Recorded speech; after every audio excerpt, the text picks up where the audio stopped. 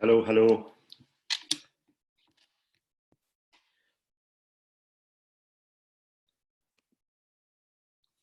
Hello.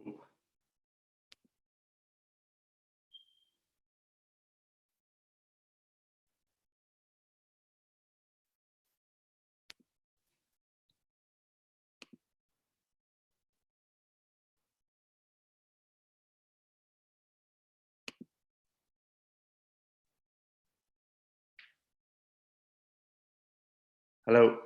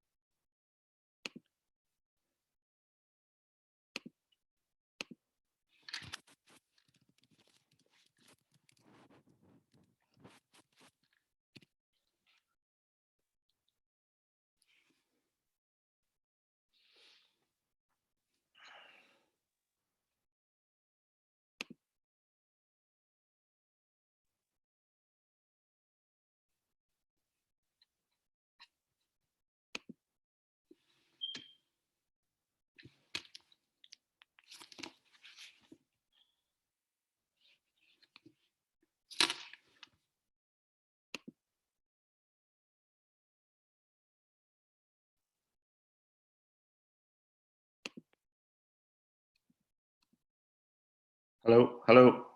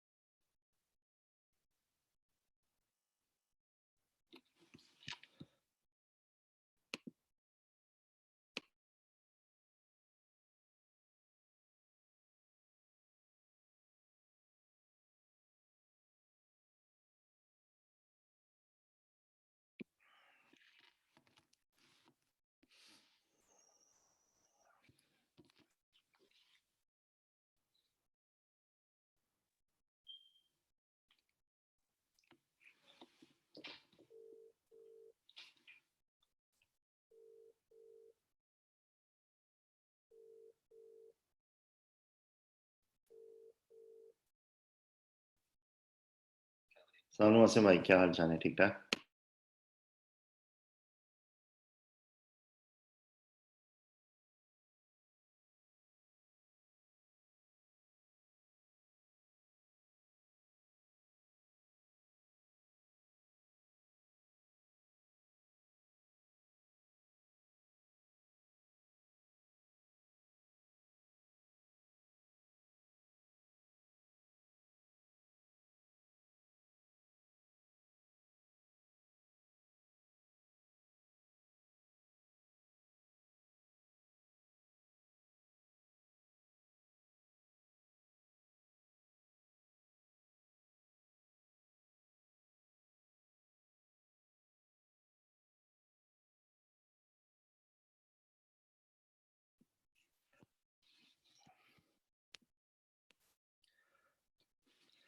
Hello, G. Can you hear me? You can just type back if you can hear me.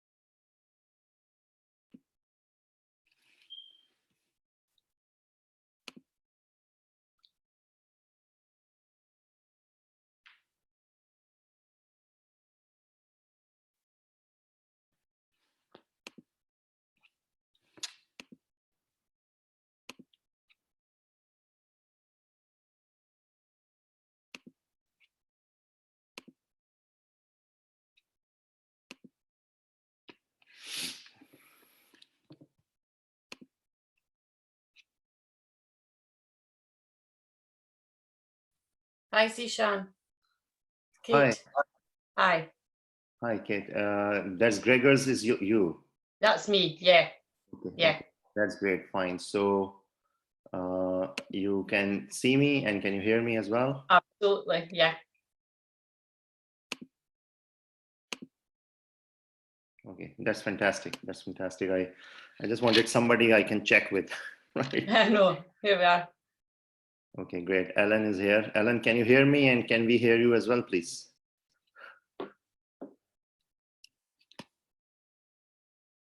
Can't hear Alan. Ellen, you need to unmute yourself.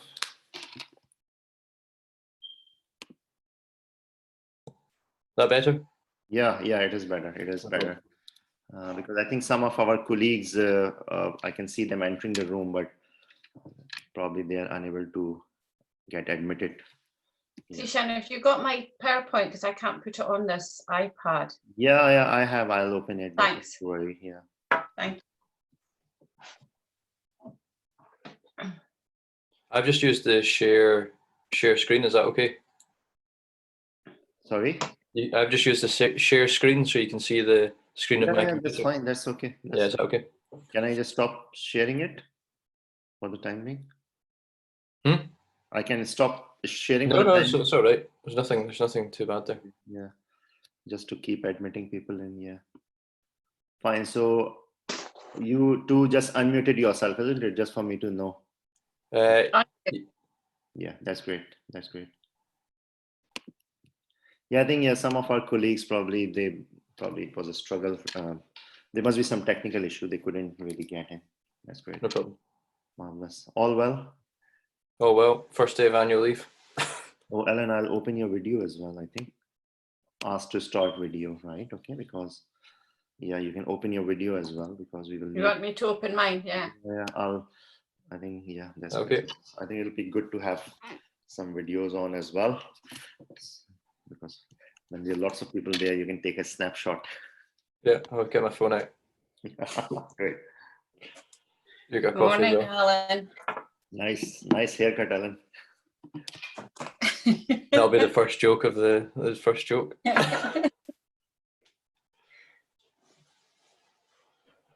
Oh, so everybody's escaped. Oh, it's Saturday, isn't it? I thought it was Friday. It is Saturday. It's really warm outside as well. Is it? It's pretty Yeah. warm. Yeah. Hello, Mr. Bose. Hello, Professor Mumtaz. How are you? Good morning. Hi. Morning. Can you see me? Yes, absolutely. So while we are still waiting, I can introduce on the rightmost, Mr. Bose, my very own mentor, who has taught me a lot of renal surgery and pelvic surgery as well. Then Professor Mumtaz, he is the president of Pakistan Association of Urological Surgeons.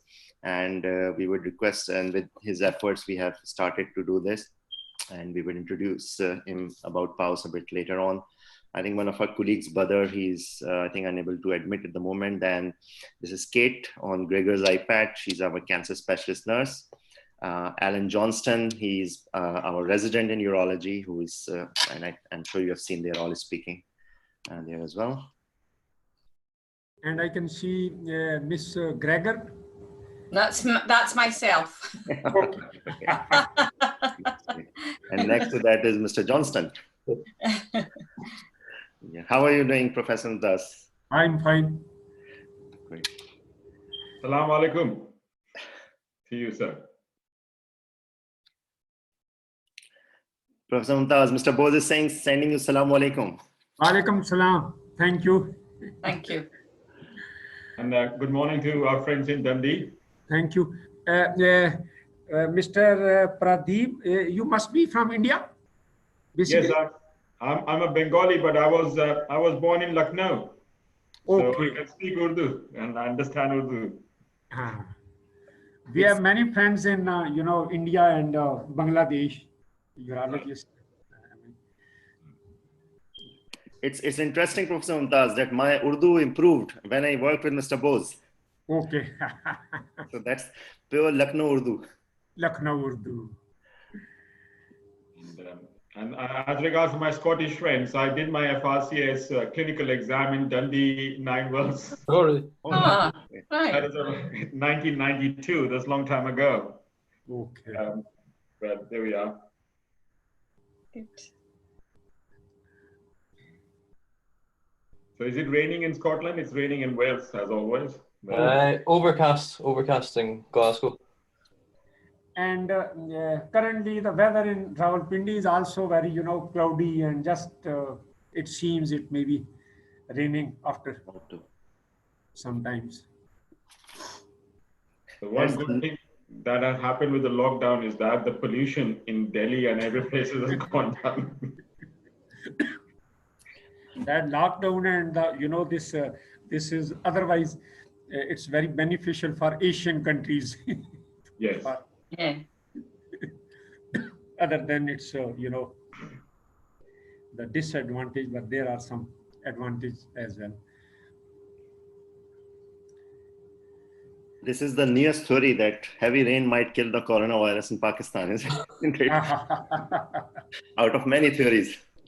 Previously, the theory was that when there will be, summer and the temperature will rise, it will kill, but it has not so far.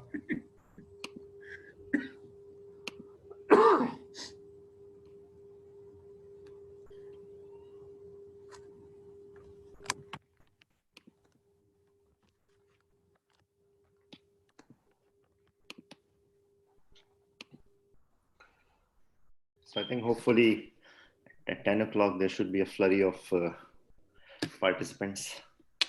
There's one. Mr. Castle. Yeah, Castle, I'm just trying to put him on video. He's our colleague from Liberia.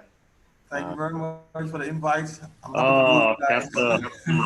Welcome. Right, so obviously I won't be able to introduce everyone, but let's take the opportunity. Everyone, this is Ayon Castle. He's a urologist in Liberia who is doing a fellowship in Senegal, and extremely, extremely talented young man who's gonna restart urology in Liberia soon. Thank you, sir. From October. He's been a great mentor to me. Thank you very much. I'm very happy to be amongst you guys today. Thank you very much. Always delighted.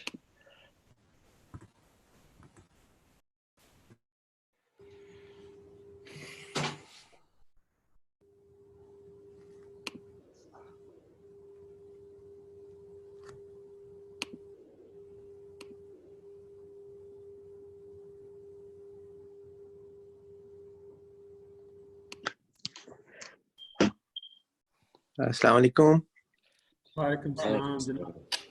Asim saab. Yeah. Good to see you. Sab khairi khairiyat? Ji, bilkul theek thaak. Alhamdulillah.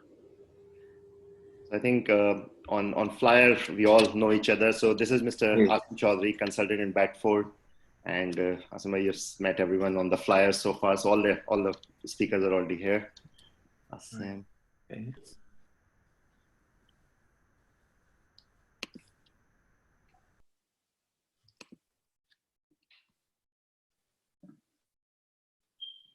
I'm just going to switch to the computer. See if that's I think looks like you are kind of you've dialed in from both phone and computer. Looks like. yeah. I'm just going to. I am now shifting to the computer. That's fine. That's great. Yeah. Can you still see me? No, I think your video is gone. So Yeah. So I've just sent a request to start again.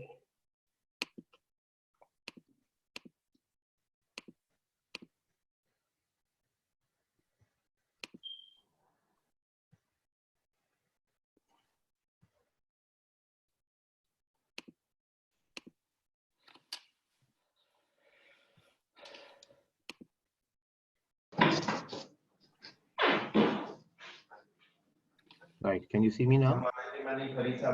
No, it's still. Hello, no. Yeah, I can see you now.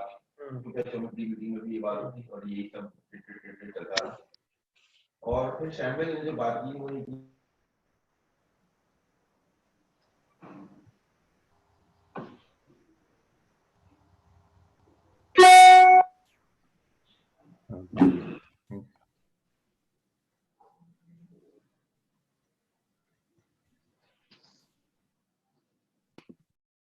I'm just going to move it.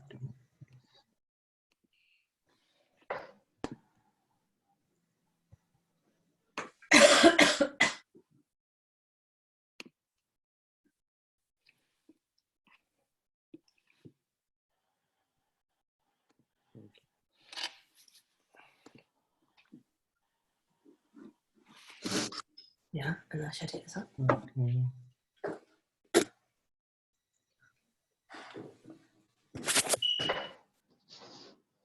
Morning. Yes, Morning, sir. Vikas. Morning, Good Mr. morning, sir. Assalamualaikum. Assalamu alaikum, Good everybody. morning. Hello, good morning. Good morning. Sure, you can hear us. We're all there now. Yes, Yeah. I think I'm there. Okay. Salam, Professor Mumtaz. Assalamualaikum. है साहब क्या हाल है? ठीक-ठाक.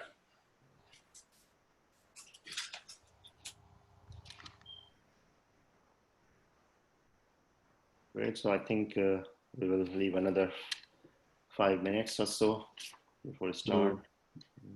Zishan, have my picture appeared or not yet? No, it's still not. The video is not showing, is it? No. Was it appearing from your iPhone when you were using that? Yes, it was there on the iPhone. Okay. So would that be more? Yes, I think I better shift to the iPhone then. Yeah, I think you should be comfortable because if there's anything to be shared, I can share from here. Yeah, that's fine.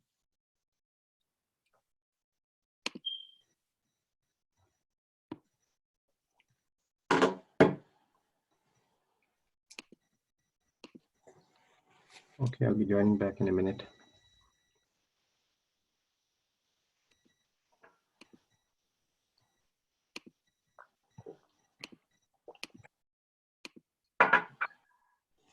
Hi, Zishan. Dr. Pillai, how are you doing? Dr. Pillai, Jesus. I just go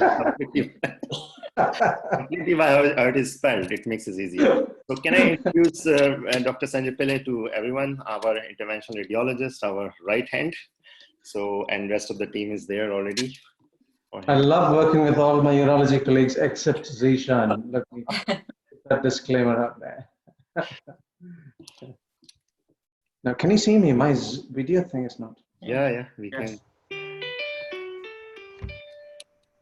I can see you in the fantastic picture at the end as well. Oh, you know what? That is something I pinched when I went to Istanbul. Like the 1857 Battle of Independence. It is from Istanbul. I don't know what wall that is. It looked nice. I brought it.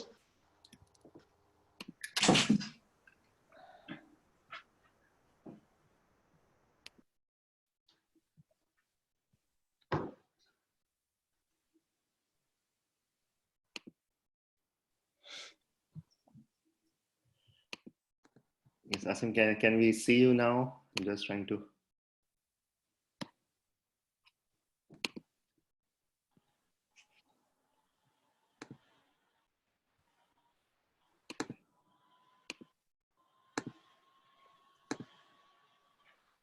So everybody has the option to unmute themselves, isn't it? It's not that.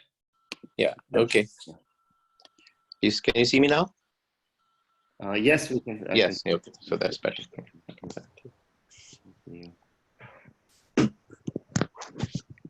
So just confirming that everybody has the option to unmute themselves. That's fine. That's great.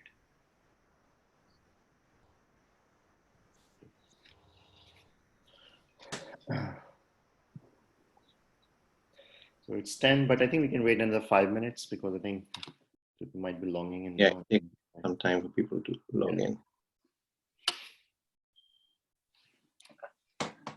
Shavi, how are you doing, Shavi? Very fine, thank you, sir. Good morning. Good morning, sir.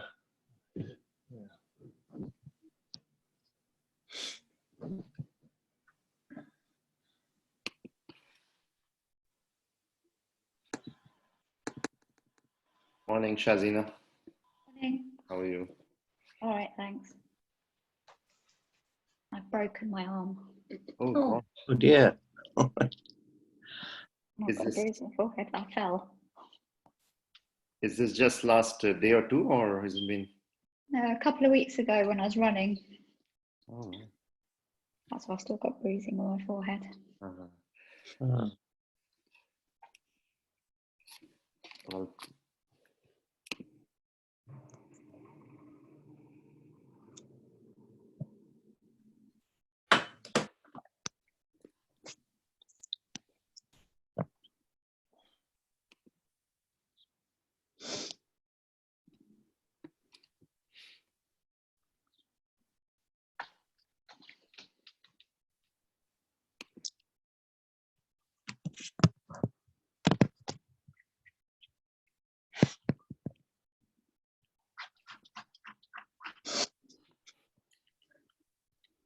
Maybe, how are you? I'm fine, Alhamdulillah. How are you all? I'm fine. Good, good. I was just saying that so much has changed in the last 3 months, Yeah. and we probably just live in a different world now. Yeah, I think it's. I hope everyone is safe. So I've heard some of our urology colleagues down south were quite unwell with COVID. So I hope they're recovering. Yeah, quite a few of us had it, but we are back to normal now for the last 2-3 months. I had it early on, but now completely back to normal. And That's good. just getting concerned. I think, hope the second peak doesn't cause us more problems. Yeah, that's a big myth. We don't know what's Yeah. going to happen. So I think we have had a few more admissions. I mean, certainly in the States, my brother is in Florida, and he was saying that last night he called and said that further lockdown and I think hospital admissions are increasing. And so Yeah. it's a real concern. I think today, the hospitality is opened. So let's see what happens in the next week or two. Well, as long as people behave themselves, then hopefully we have a hope. If not, then God help us. I don't think so. We can expect anything. Yeah. I think people will not behave. That's for sure. That is a big concern. The feeling is they've just been released from prison. So there you go. How are things there, Professor Mumtaz, in Pakistan? Are you in Yes, Pakistan? everything is fine. Okay. Are you there in Pakistan at the moment, or are you somewhere here with us? No, I'm in Pakistan. Okay. That's the beauty of webinar. We can't tell where people are.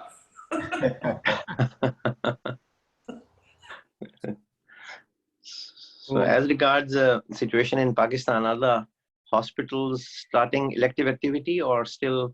No. Hospitals are generally closed. OPDs are closed.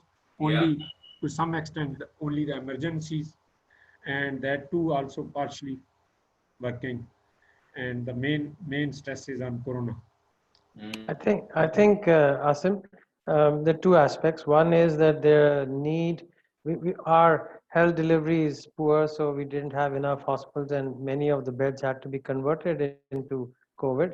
But more so, even in the hospitals which are dealing with it in a sensible way, many of the patients are not keen. The elective surgeries are not happening. Patients are not coming to the OPDs, and they're not keen for surgical procedures. It's only the emergencies or the cancers and stuff which is being taking place, and people have been avoiding hospitals in a big way. So that's been a huge decrease in elective work. Yes, as Zafar said, that there is a fear among the people that if we will go to the hospital, we may be converted to the COVID. There is some misunderstanding. This is one factor. People are not going to the hospital.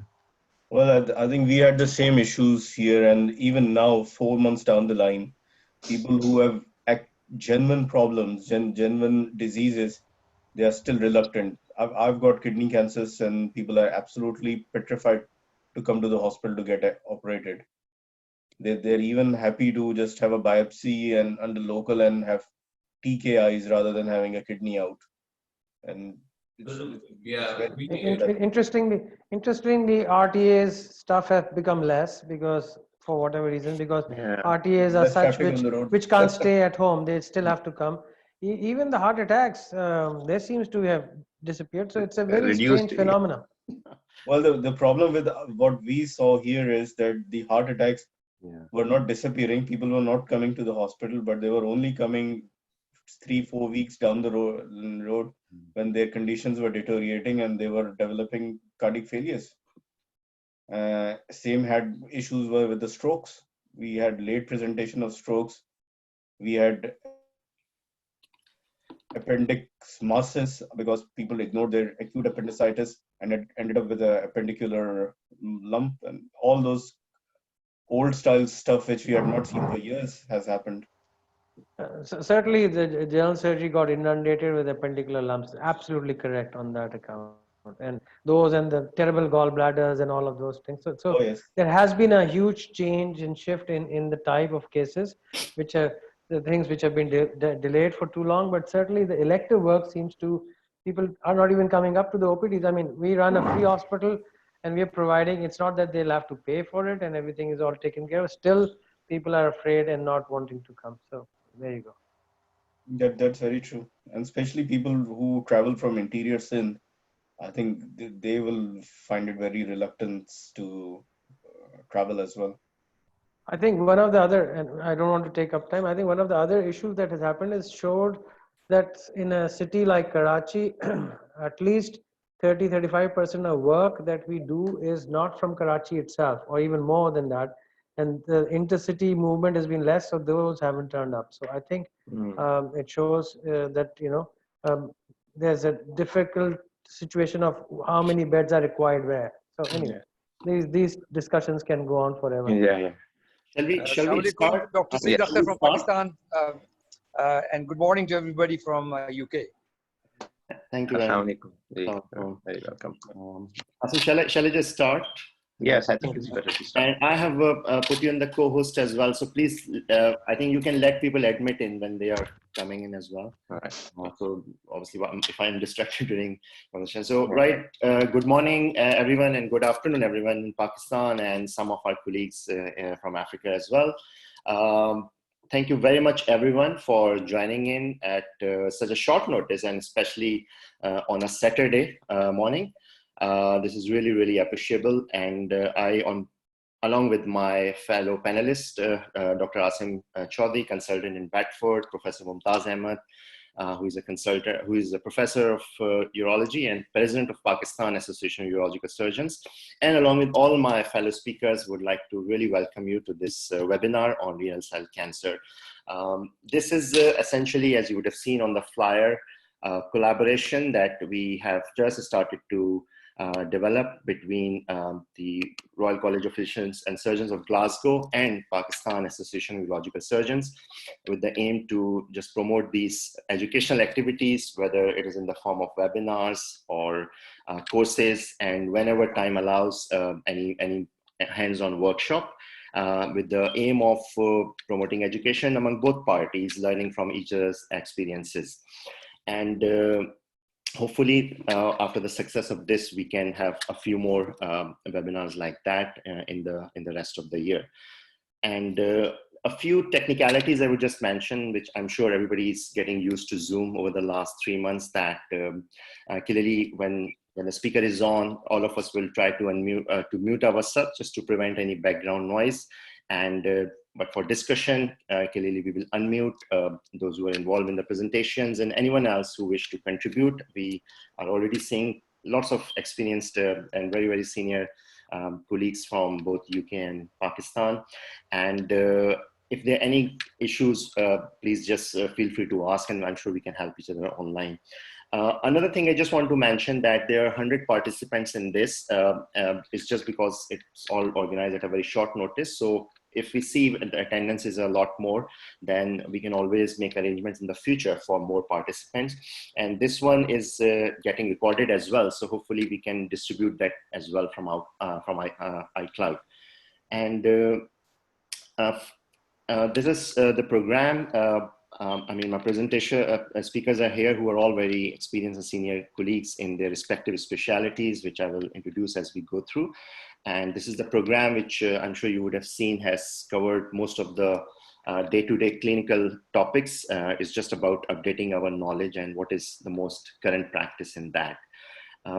So this is all I've got to say at this point, and I would just request Professor Mumtaz at this point just to introduce to us about Paus, about his own journey, how he sees evolution of development of urology further in Pakistan in years to come, and how he thinks this collaboration can help global urology, not just Pakistan and UK, but as I've mentioned, you would have seen a few colleagues from Africa where I've been involved in some work. They are joining us as well. So please, Professor Mumtaz, if you could please say a few words. Bismillahirrahmanirrahim. Assalamu alaikum and good afternoon to all the faculty, participants, colleagues and friends in Pakistan and abroad. And I would like to welcome them all on behalf of the Pakistan Association of Urological Surgeons. It's a matter of great honor for us to collaborate with Royal College of Surgeons of Glasgow and other prestigious organizations of UK to arrange this webinar on a very important topic of renal cell carcinoma. Pakistan Association of Urological Surgeons is always very keen and would extend its full cooperation to promote education, research and training to its members by arranging these activities in the future as well. And finally, we pray for the health and the safety of all the participants and their families during this difficult time of COVID-19 for all of us. And thank you for all participants once again. Thank you very much, Professor Mumtaz. Asim, is there anything you would like to add regarding the meeting? Or? I think this is just a start. We would like to, have furthermore meetings. We have already arranged some meetings. We are already doing on the umbrella of even SARC, Association of Urological Surgeons, and few other organizations. And we are happy and honored to have cooperation with the Royal College of Surgeons of Glasgow and other organizations to have more webinar on different topics of urology. Great. Thank you very much. Thanks a lot. Right. So, fine. So we'll start with our presentations now, our speakers. The very first talk of the day is on management of localized disease. That's how we will start. And on that, the first topic will be on active surveillance, and our resident in Nine Wells Hospital, Dundee, who is on East of Scotland rotation, Alan Johnston is with us, who is going to speak about active surveillance for small renal masses. So Alan, please, if you could start. And you see the screen okay? Yes. We can see you. I don't think screen is shared at the moment. All right. I'll just,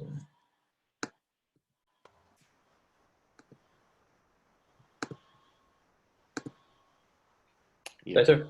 Yes, it's on now. Okay. I think you can. Okay. Happy enough. Okay, so hello everyone.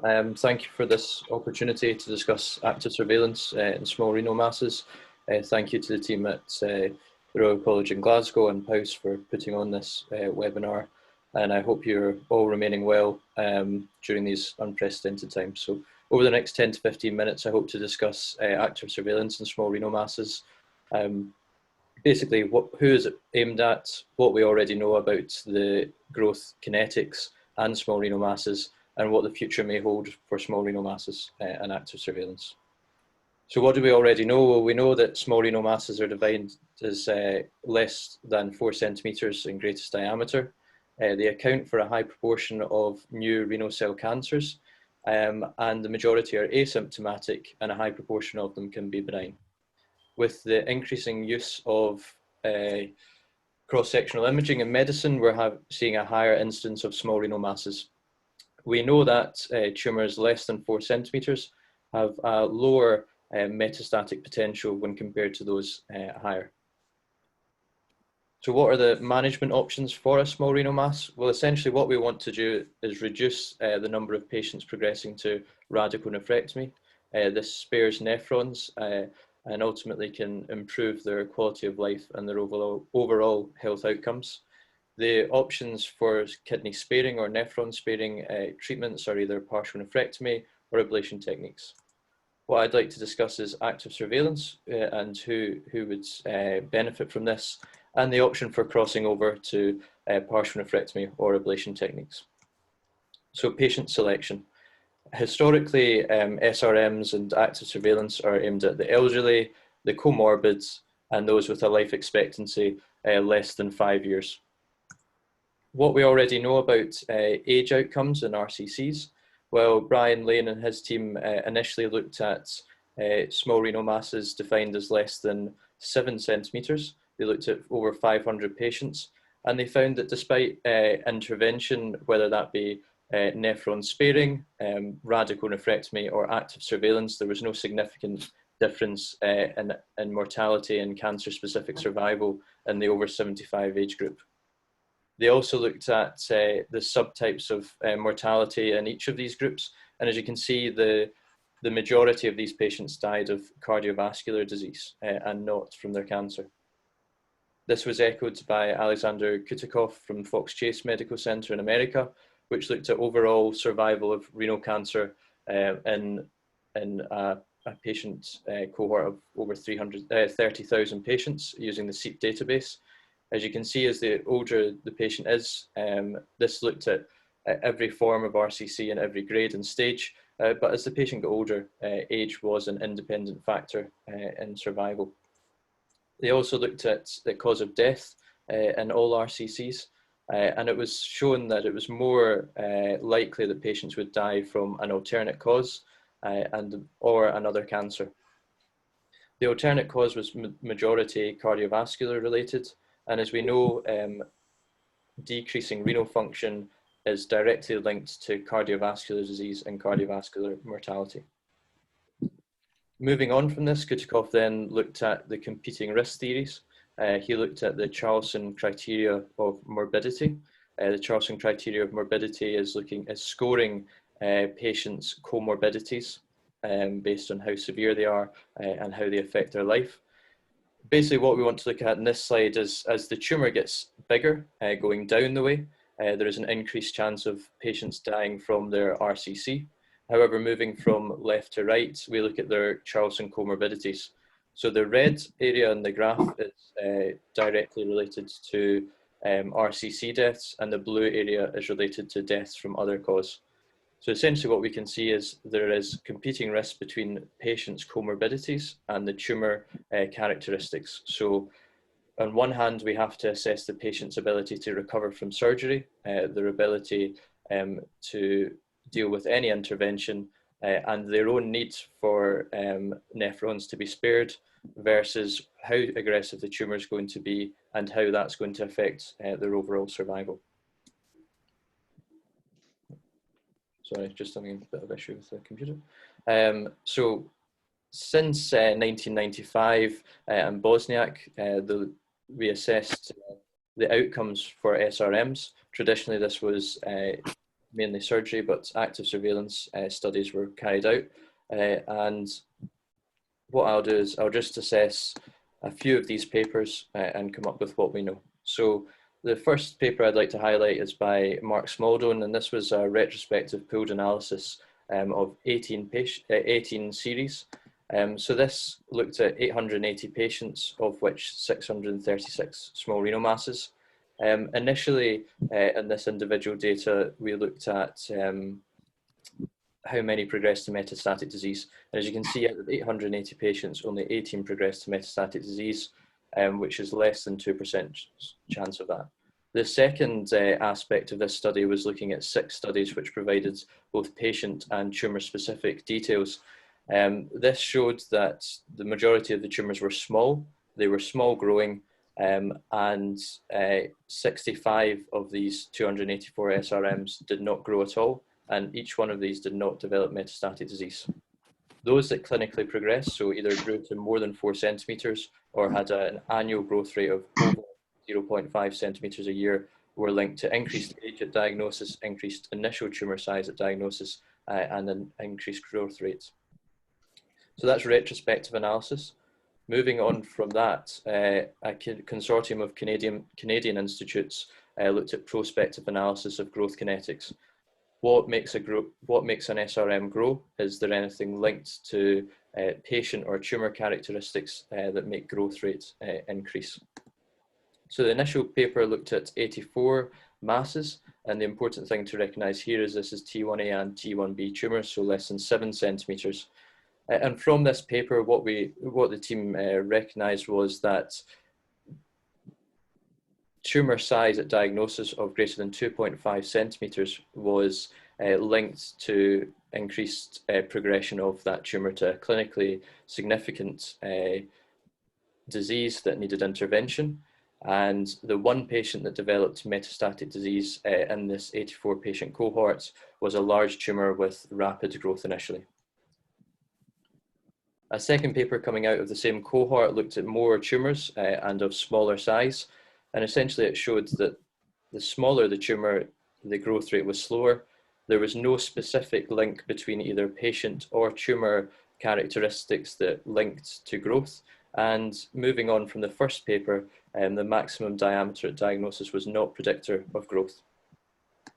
One of the biggest papers to come out of this cohort was from Michael Jewett himself. And as you can see on the graphs on the right-hand side, this is looking at biopsy-proven SRMs in the same cohort. So looking at 74 SRMs that had a biopsy-proven diagnosis.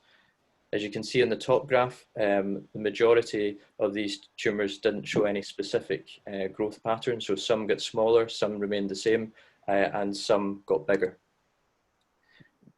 They suggested that clinical progression was growing to greater than 4 centimeters or developing metastatic disease, and 25 patients developed local progression and 2 metastatic disease. And a histological diagnosis showed that the majority of these were proven to be RCCs, so those that grew to over 4 centimeters or grew quicker than at the doubling time there. So, now looking at specifically growth rates, when the 72 patients biopsied between malignant and benign disease, there was no significant difference between the growth rates in either. So what we can take from that is that looking at growth rate alone may not necessarily tell us what's going on with the tumour. However, overall, what the team feel is that tumours greater than 4 centimetres or those growing at a rate of greater than 0.5 centimetres per year do require delayed intervention. So Philip Pierozzo out of Johns Hopkins is looking at one of the biggest delayed intervention and surveillance outcomes. They recently published their 5- and 7-year outcomes. So this is basically looking at assessing if active surveillance is less or is as good as primary intervention. So overall, 615 patients were enrolled in the study with an essentially equal split between primary intervention and active surveillance. There was a crossover of about 14% to delayed intervention in the active surveillance group, and the active surveillance group were overall older, more comorbid, and more likely to have multiple SRMs. Reassuringly though, this study showed that the all-cause mortality in the first 2 years was not greatly different. However, it did start to drop off thereafter, and this is because the active surveillance group are more likely to have significant comorbidities. However, the cancer-specific survival was essentially equal in both the primary intervention and active surveillance. However, about 7 years, over 50% of the active surveillance group had progressed to clinically significant disease, so growing to greater than 4 centimetres or at a rate of greater than 0.5 centimetres per year. What's not necessarily been assessed is this affects quality of life in patients. A recent prospective study of 100 patients on active surveillance showed that there was a poor overall quality of life and a higher level of distress in patients on active surveillance with no biopsy-proven disease. What does this mean? Well, it means that there may be a crossover of patients wanting unnecessary treatment because they're unsure about their diagnosis. and it may be an area where we can target in the future and highlights the importance of initial consultation on putting patients into an active surveillance cohort. It's already been shown that on prostate cancers on watchful waiting, it's important to assess the patient's quality of life and give them a sort of realistic outlook on what comes ahead. So what does this mean? Does active surveillance beneficial for patients? Well, yes, it's been recognised by multiple guidelines. However, looking at delayed intervention, only one specific guideline suggests that delayed intervention has a trigger, and the trigger is really based on the studies that I've suggested earlier. Ultimately, this comes down to cost effectiveness as well, and for hospitals, study has shown that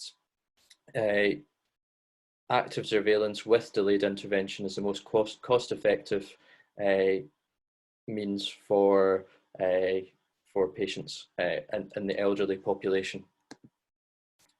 So when do we cross over to delayed intervention? Well, I think this is a mix between patient and tumour characteristics. So obviously the patient, if they develop symptoms, can be offered ablation or operative intervention.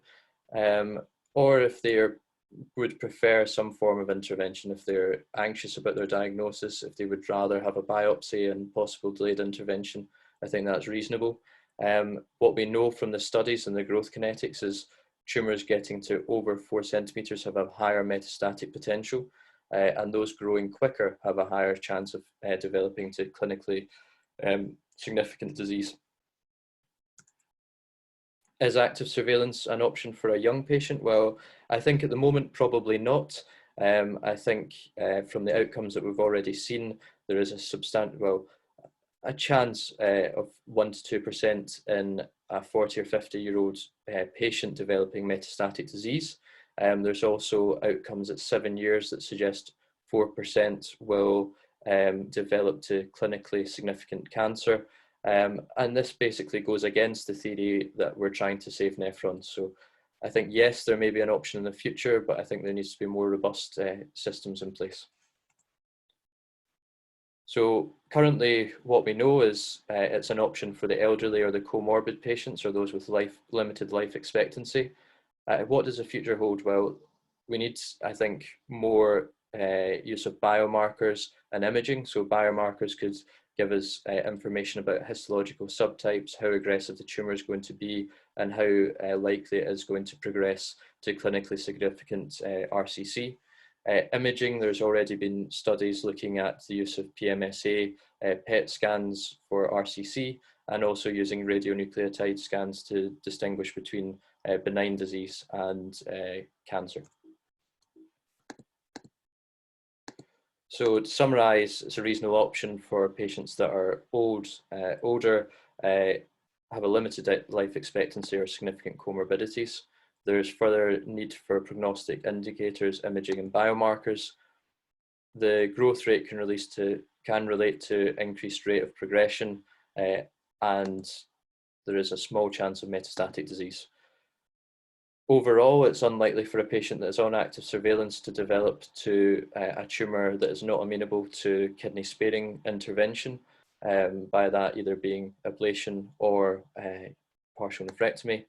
It requires an involved consultation and substantial follow-up programme at the start, and an involved programme from in the future with regards to delayed intervention and dealing with patient expectations.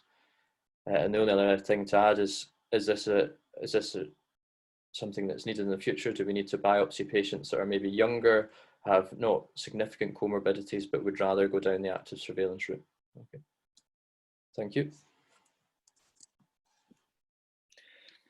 Great. Thank you very much, Alan, for such an evidence-rich presentation. Thank you so much.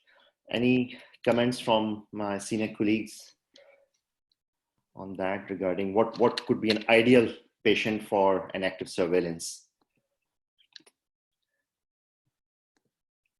People might need to unmute themselves, please. Yeah, a brilliant presentation. Just a point of you make prior to carrying out active surveillance, do you think we should be biopsying most patients before giving them the option of active surveillance? So can that be based on current imaging modalities that we have?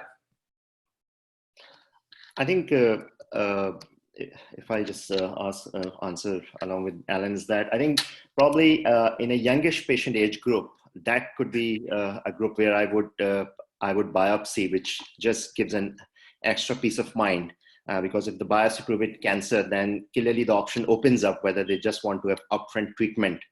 Because a patient in their 40s or 50s, probably they are going to need treatment, if not now, then 5 to 7 years later. And the only risk we are giving them is upgrading of the tumor or upstaging to a T3A from a small 2 to 3 centimeter lump if we leave it. So probably that's a group where I would probably consider biopsy. I don't know what my other colleagues would think. Yeah, I mean, the question is, you're not going to upstage it by biopsy. You're going to get either the grade or the histological type. The issue that mainly concerns on radiological imaging is that is this a possible T3A, but then that's a different issue altogether. Yeah. I think the concern usually now with the Paus partial nephrectomy audit data suggests that certainly overall tumors under 2.5 to 3 centimeters, large majority of them are benign to begin with, 30 to 40%.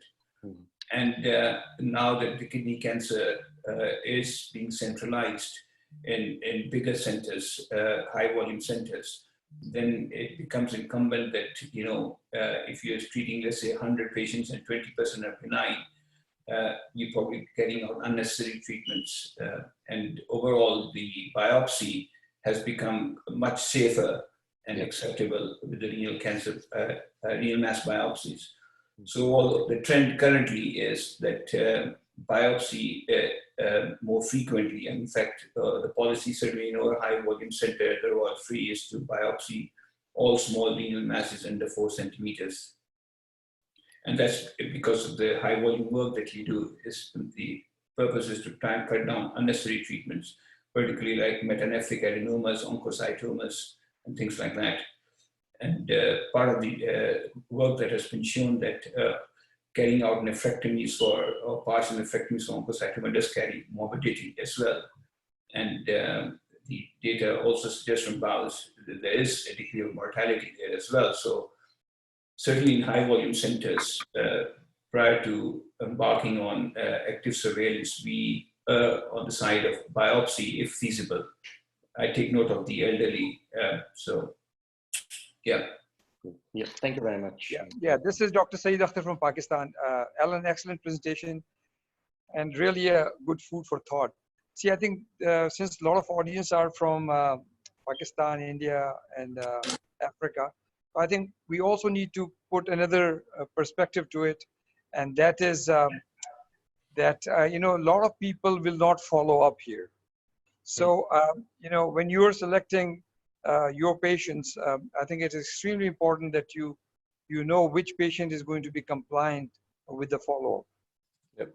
One of the most important thing in any active surveillance protocol is that you understand the mind of the patient, the maybe financial status of the patient, especially in the countries where there's no insurance system, or there are financial obligation towards surgery, etc., etc. So I think, and then as Faz was saying, you know, if person has a Furman 2 grade versus Furman 4 grade, you know, that changes my thinking process. So biopsy maybe in patients who are, you know, I'm thinking that who are in a reasonable good shape, I at least want to know what kind of histological grade. Until such time we have more important genetic markers, which will tell us right now our knowledge of biology of the disease is very primitive in renal cell carcinoma, I must say that. So we have to actually develop tools which will actually guide us towards more advanced markers, which will give us some confidence that we are dealing with not such a malignant disease. Thank you. Great. Any other comments, please? Zishan, this is Pradeep Bose here. I just got a question for Mr. Faz Mumtaz, if I may. If the biopsy is negative, Mr. Mumtaz, do you discharge the patient, or do you still follow the patient up or ask the referring institution to follow them up? In other words, is the negative predictive value of the biopsy good enough for us to say, well, this is benign, we don't need to do another scan on this patient? Well, that's a brilliant question. Yeah, I think if the biopsy is conclusively benign, then, for example, for an oncocytoma, we do repeat one more scan in 6 months to a year. But if it's overly benign, then we discharge the patients. The consensus is not yet clear. We've just started a survey, a Paus survey, to see what is the general perception nationally currently, but there are no clear guidelines as such for a negative biopsy, how to monitor small linear masses currently. But I think it was definitively proven benign, and with confidence, then yeah, one more scan to look at the trend. Now, of course, there's a lot of, the reason why we also currently follow in a high volume center is to see and understand the natural history of these benign masses as well. And I take your point, a negative biopsy is not 100% negative. You have a hybrid tumors as well. So we are of the consensus currently to monitor for a short period, for 6 months to a year, unless they are part of our trials. We have currently started a NEST trial looking at comparing partial nephrectomy versus cryoablation. And within the trial, we have a cohort of active surveillance patients. So I think over the next 5 to 10 years, we will have a little bit more understanding of these benign biopsies as well. Thank you very much. And on that note, is there, just wish to ask, just out of my interest, since you are working at a very high volume center, is there any evolving role of system-maybe nuclear medicine scan in oncocytoma, biopsy proven and then further reassurance, you think? Yeah, that's something, again, we have just started to see, because the positive predictive value of such TB scan is quite high. And again, the advantage from our center is that we carry out biopsies of these small linear masses. And so we can look at the scans, radiological and histological, and hopefully we'll have some answers, more conclusive answers over the next 1 or 2 years. Wow, that's brilliant. Thank you very much. Asim, you wanted to say something? I think excellent presentation. I think it's time to move on to the next one, shall we? Yeah, that's great. Thank you. Great. So moving on the same topic of small renal masses or T1A renal masses, I would just request my radiology intervention colleague, Dr. Sanjay Pillai, who is in at his hospital. Sanjay, please, on to you. Yeah. Good morning, everybody. Afternoon, wherever you are. Can you hear me? Yes. Okay. I'm an interventional radiologist. I'm a general interventional vascular and non-vascular, and renal part forms a little bit of my practice. And I'm not a high volume center person. My experience is limited. That's my disclaimer. I've been involved in ablations of renal tumors since 2002. So I've got, we do about 3 cases a month roughly, and that's a type of level of volumes I do. So I'll try to bring this thing out if I can. I feel like a fraud speaking amongst proper doctors. Just being a radiologist, it's an interesting forum for me to be in this. Thanks for organization for putting me in the middle of this. Well, Sanjay, we are looking forward to you fully support your service. So don't. Where's the share screen? There you go. Do you want me to bring it up on mine if you like? Or? No, hopefully I will get the technology. I'm supposed to be a radiologist, I'm supposed to be good at these things. But there you go. Share screen.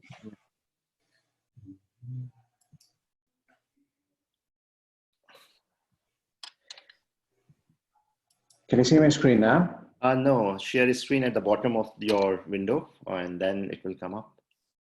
Yeah, that's what I'm trying to do. Is that any better? It's here now. Yeah, please carry on. Okay.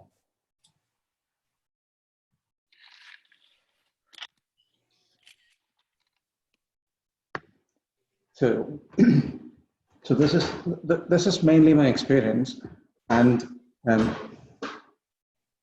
a little bit of understanding of how these things work. So Alan has gone through most of the bits which are relevant, and an excellent data rich presentation. This is going to be just the opposite of it. It's just mainly my experience, really. So this slide just shows what I say to the patient. So as most of you or many of you practice similar things where small renal mass patients are picked up when MDTs decide to go to specialist clinic where people like Zishan speak to them and decide on what is the appropriate further management. Is it surgery? Is it image-guided ablation? And if that's the case, they come to our interventional radiology clinic. And this is the kind of thing we go through with the patient, say that, guys, we've seen a lump. In most of the time, these turn out to be cancers. And in about 20% of the time, these are not cancers. So we would ideally like to stick a needle into it, get some samples and find out what it is. Please bear in mind that even when you take samples, it is not always confirmatory as to whether it is a tumor, or a malignant or a benign thing. And then a lot of decision-making is in the gray area where patients' state of mind plays a lot in this. So this is a combined decision-making rather than me or Zishan telling patient, oh, this is the right thing to do. So we have moved away from this paternalistic medicine since a long time. Now, RFA is the main thing we do. Cryoablation, we've done some. I find it cumbersome. Microwave is great. Still not very controlled. The colleagues who practice in big centers realize that cryoablation is great. We tend to ablate patients. We wait till the tumor size is around 2 centimeters before we do anything to these ones.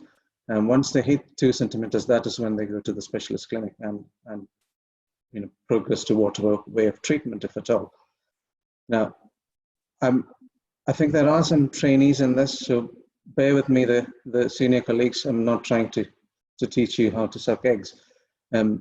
RFA, high frequency electric current, causes heat, coagulation of protein or cells. So heat of more than 50 degrees Celsius is what makes it happen.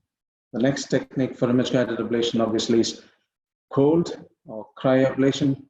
Argon gas delivered under high pressure causes temperature to fall very quickly to -40 to -50, and then you warm it up and go again to another cycle of cooling, and it causes ice crystal formation within the cells, causes cell damage, bits explode and cells die. So that is the basic principle of that.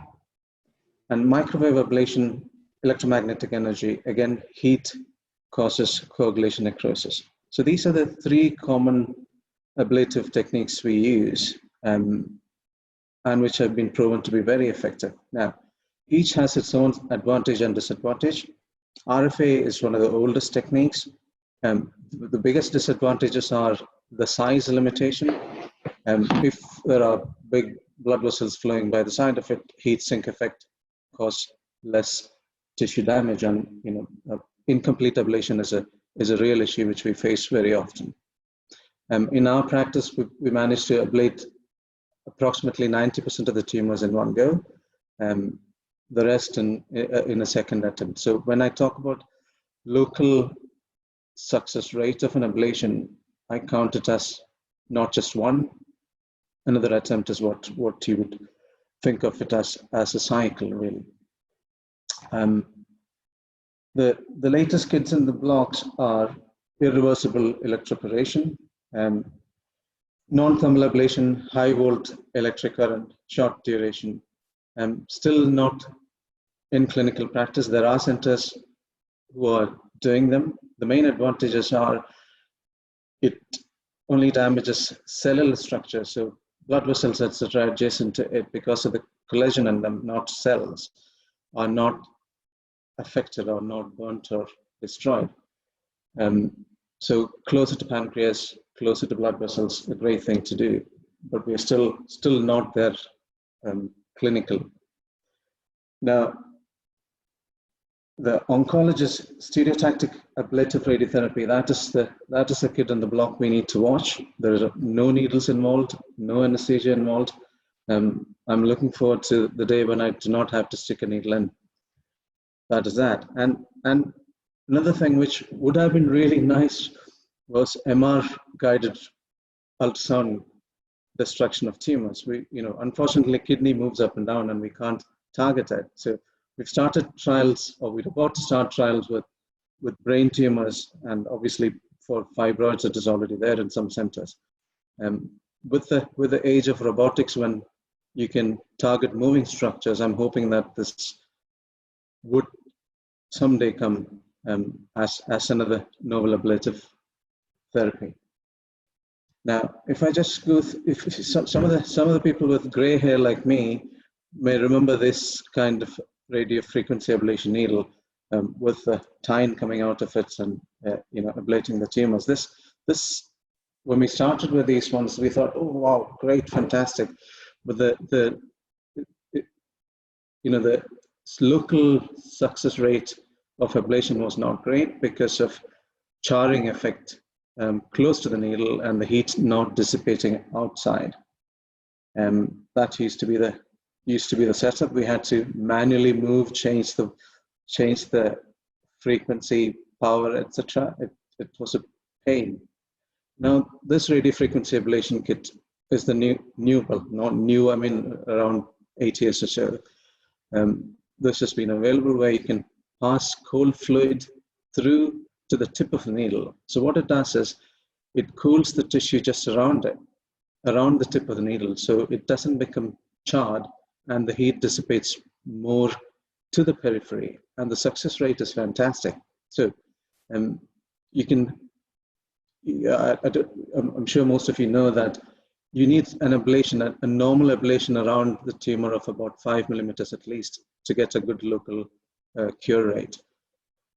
And these ones, they get up to 4.4 centimeters of ablation zone. So for a 3 centimeter tumors, this is good enough. And maybe being a miser, I take the needle out and stick it in 2 or 3 places to get the amount of tissue you need to. Works quite well. I have very little experience in cryoablation. I've seen them, I know about it, but I haven't used them. Microwave I've used a few times before the new microwave systems came in. The older ones, the needles were quite flimsy, and the ablation zones were not, you couldn't predict them well at all. The latest systems, they say that you've got good zone of ablation tight control. I've used them in livers. They're great for livers because you get to large zones, it doesn't really matter how much you burn. So I'm hoping to convert to microwave soon, so we'll see.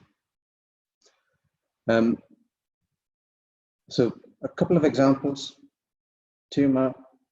So the things I just wanted to show was the techniques where we could use to move bowel away. So if you look there, you can see that colon is close by. So if I burn that, I'll make a hole in it. So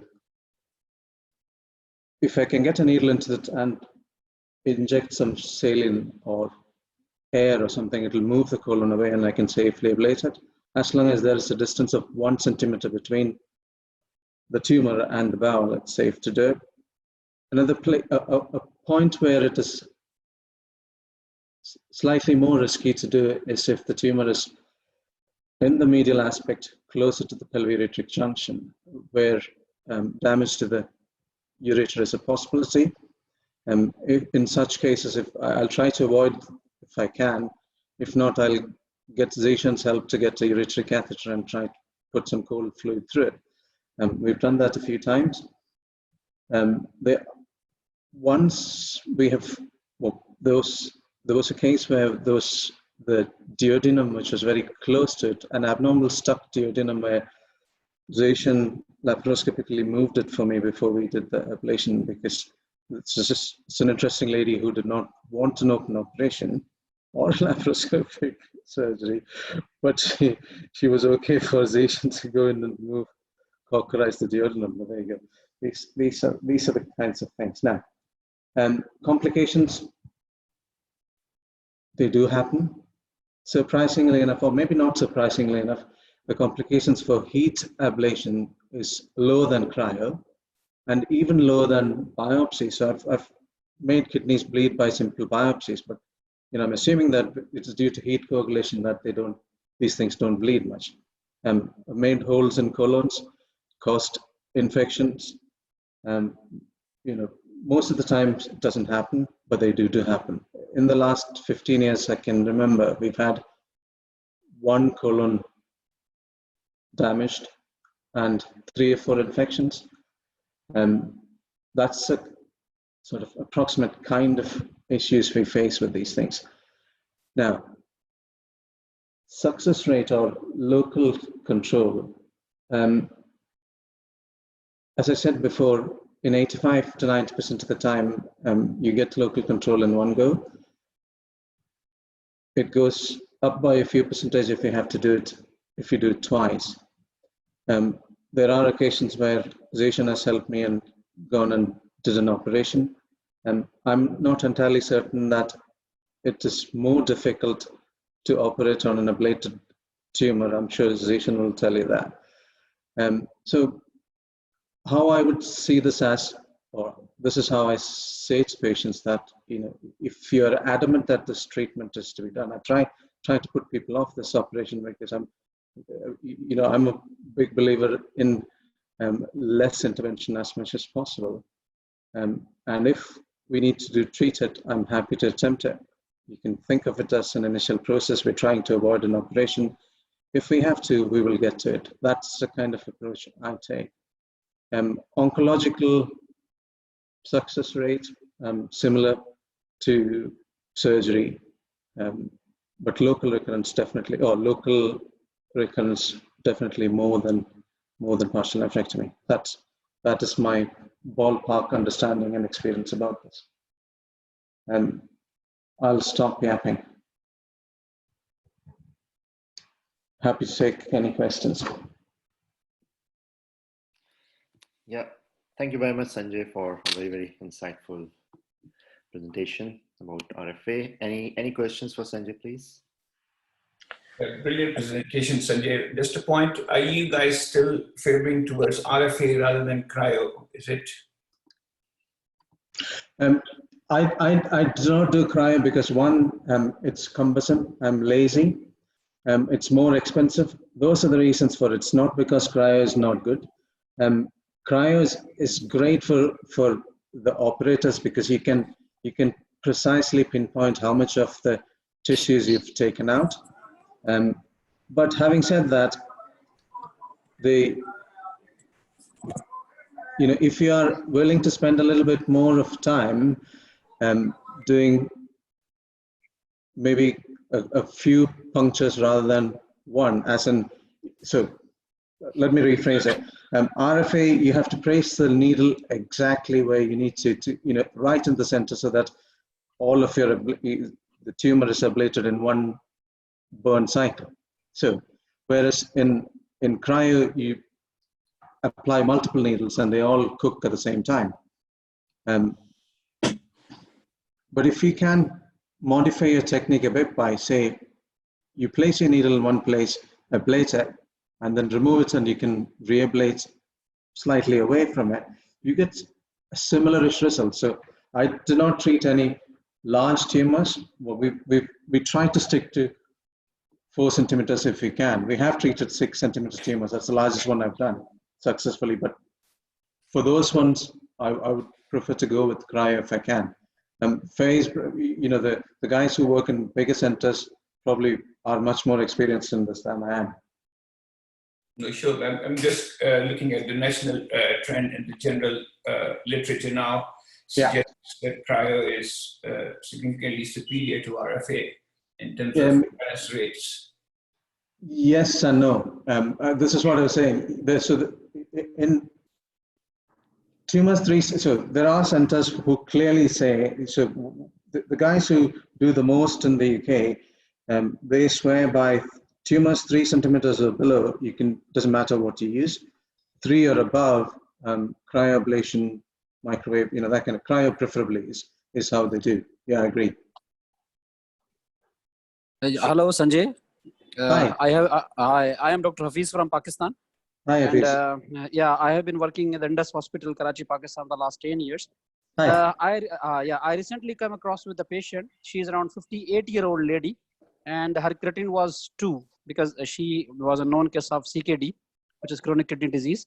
She had a central located tumor, which is measuring about 2.5 to 3 centimeter, which was near the hilum. So it was impossible to go for the partial nephrectomy. So I went for the radical nephrectomy for this. What is your experience regarding this? Either she was a candidate for the RFA or the cryo. So because now she has bit raised creatinine in the post-op period. So what is your experience about that lesions? Okay, central tumors, definitely cryo better, less damage to the surrounding structures. Having said that, I haven't used cryo, but I've used RFAs in central tumors, and I'm yet to really find a complication related to that. So if I go closer to the central tumors, I try to get Zation to help me with, cold saline infusion or cold fluid infusion in the ureter pelvis. If I'm being honest, cryo is definitely better if we go for central tumors. We would wait for the day when we get, the other technique I mentioned, irreversible electroporation. If that becomes successful, that would be the ideal one. Maybe the guys from the larger institutes have experience in that. Okay, thank you, Dr. And you would feel that that might need a little bit more close monitoring in terms of follow-up for any residual cancer with a venous invasion risk. Yeah, that's an additional thing we could do. Yeah. Zishan, can I make 1 or 2 comments if you am allowed to? Please, Professor. We have Shami Khan with us. Please, sir. From your previous presentation and this one, excellent presentations, but we have to be very pragmatic where we are practicing. For example, the people listening in Pakistan, there are difficulties in those countries because A, we do not have subspecialization. B, we have a patient population who are Dr. Shamim Khan. The patient population who is really not very compliant, and sometimes because of the poverty, they may not comply. So what we are presenting here may not necessarily apply, but what I would urge the community in Pakistan and developing countries, they should develop skills to do operations with minimum morbidity. There was somebody saying that he removed a kidney for a small tumor. Actually, that kidney could have been saved if you sent it to a large volume center with people more expertise. So they would have managed to do a partial nephrectomy and save the kidney. The main problem comes with the burden of follow-up of these techniques. Whether you are doing active surveillance, whether you're doing minimally invasive ablation of these tumors, the main burden is of follow-up, that how often you follow them up, and comes the cost of following up for the patient, particularly in those systems where patients do not have insurance covers, and also the government institutions are not well established to provide that kind of follow-up. So these are the main issues. So coming to your RFA and cryo, definitely we have gone away from RFA in Guy's and St. Thomas's. Andy Adams was the one who led on this, and Tarun Sabharwal, but they have actually given up because mostly it is either cryo or with a robot coming, or partial nephrectomy with minimal morbidity. Thank you very much, Shamsa. Thank you. Just one comment. I think excellent presentation on the role of RFA. Just going to talking about the concept of ablative therapies.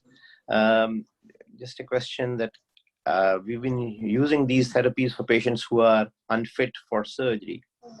Are we closer to the point, because partial nephrectomy is a morbid operation in whatever age you do it?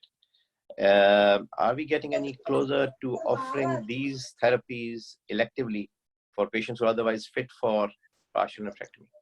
I mean, that's a good question, if I may just say, because one of the current national trial, the the NEST trial is going to look at that particular aspect to in a randomized trial, cryotherapy versus partial nephrectomy. And that trial has started certainly at the Royal Free, and hopefully in the next 5 years we will have some preliminary data to say more robustly whether cryo can replace partial nephrectomy in either selected or most of the tumors safely and with equal oncological outcomes. That will be interesting. Yeah. I think again, yeah, I think the main thing is a close follow-up in a large volume center. You can't do 1 or 2 cases or 3 cases and do not have a robust system for following these patients, young patients up. Because if you lose one patient, you know, there should be a fallback position that, okay, patient comes back with a tumor, you should be able to offer him alternative ablative treatment, for example, in terms of surgery, partial nephrectomy.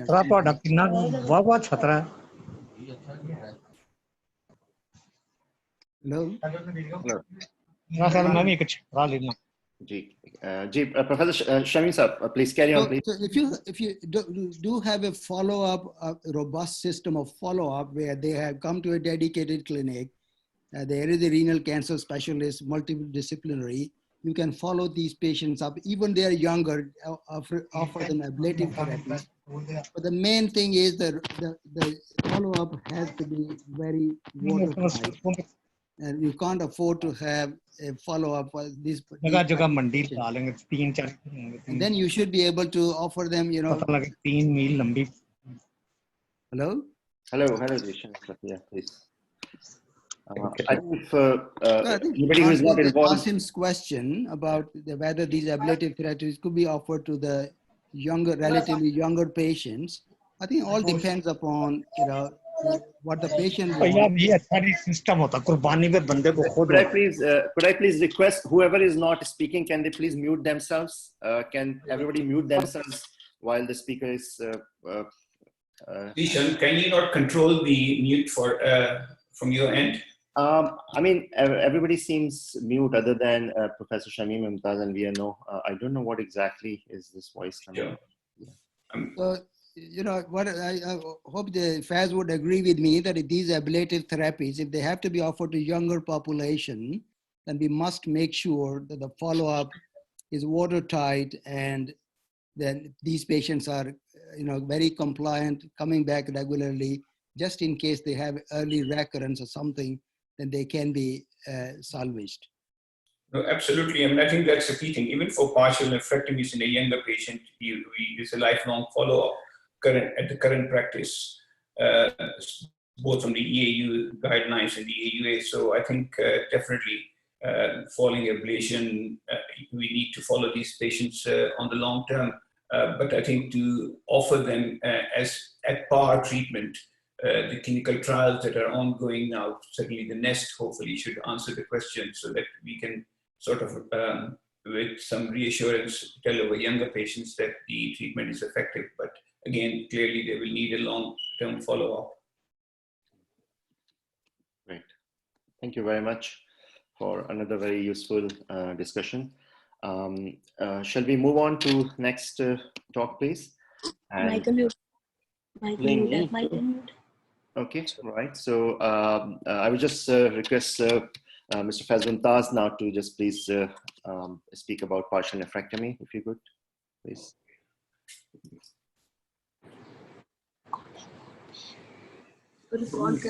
Could I again ask everybody to mute themselves, please, who are not involved in the presentation, except Mr. Faz Mumtaz? Thank you. I'm just trying to log on to this thing, share screen. Yes, share screen.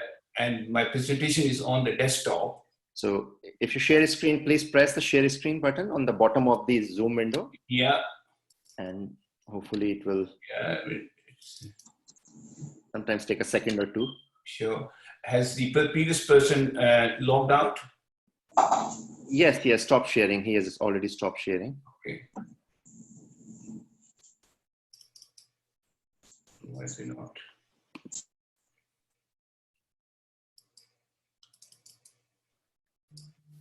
I thought it would be. Looks like Dr. J. Kumar has just come on.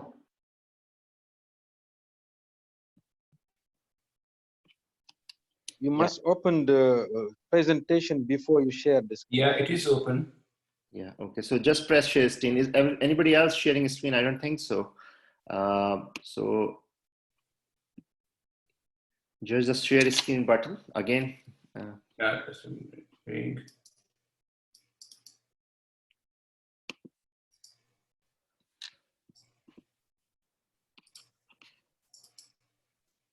You must open the file first before you share. Yeah, no, I have opened.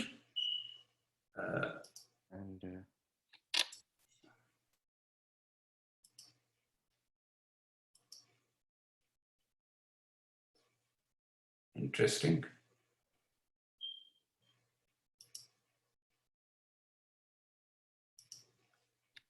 Do you want to do the next presentation then? I mean, I'm struggling. Give me a minute or so, but it should come through. The last time it did. Is it okay if we move on to the next item? So if you want to email me that, I can, as a backup in the meantime. Okay, I'll do that. Yeah, just reply to my email and then we can just go down. Okay. Right. So shall we just move on to the next talk, please? And we were, after this talk, we were meant to just go on to locally advanced kidney cancers. And so we have Mr. Pradeep Bose, who was my very own mentor in Swansea, just to talk about IVC thrombus tumors and the approach for nephrectomy. So it's in two parts, and following that, Mr. Zaid Mahmood, who is consultant cardiothoracic, will just give a 5-minute talk on cardiothoracic side of that. So please, Mr. Bose, if you could start. Thank you, Zishan. Can you see my slides, please? Yes, I can, and you can just turn the slideshow, please. Thank you, Mr. Bose. Is that now? Okay, is it okay now? Yes, it looks absolutely fantastic. Good morning, everybody in UK, and good afternoon in Africa and Pakistan. Assalamu alaikum. It's an honor to be here, and thank you for inviting me, Zishan. It's good to see you again. Thanks for having you.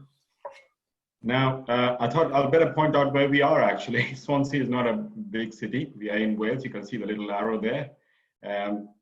We are the second largest city in Wales, but despite being the second largest, our population is about 300,000. We cover a population of 1 million. We are the cancer center. We are a small fry compared to rest of the units. We do about 100 nephrectomies a year. I don't just specialize in nephrectomy. I do pelvic cancer. I also do the penile cancer and groin dissection. There's not a lot to know about Swansea. We are in the Premier League, but not anymore, unfortunately. But just around Swansea, you've got the Gower Peninsula. And this is not a made-up picture. This is a picture taken before the lockdown. So it is always worth a visit. Just a word of warning, it rains a lot here. And it's raining today as well. Now, coming to the business. Well, surgery for locally advanced renal cancer, I still find it is the most challenging of all urological surgery. It can test your physical and mental endurance to the maximum within a very short period of time.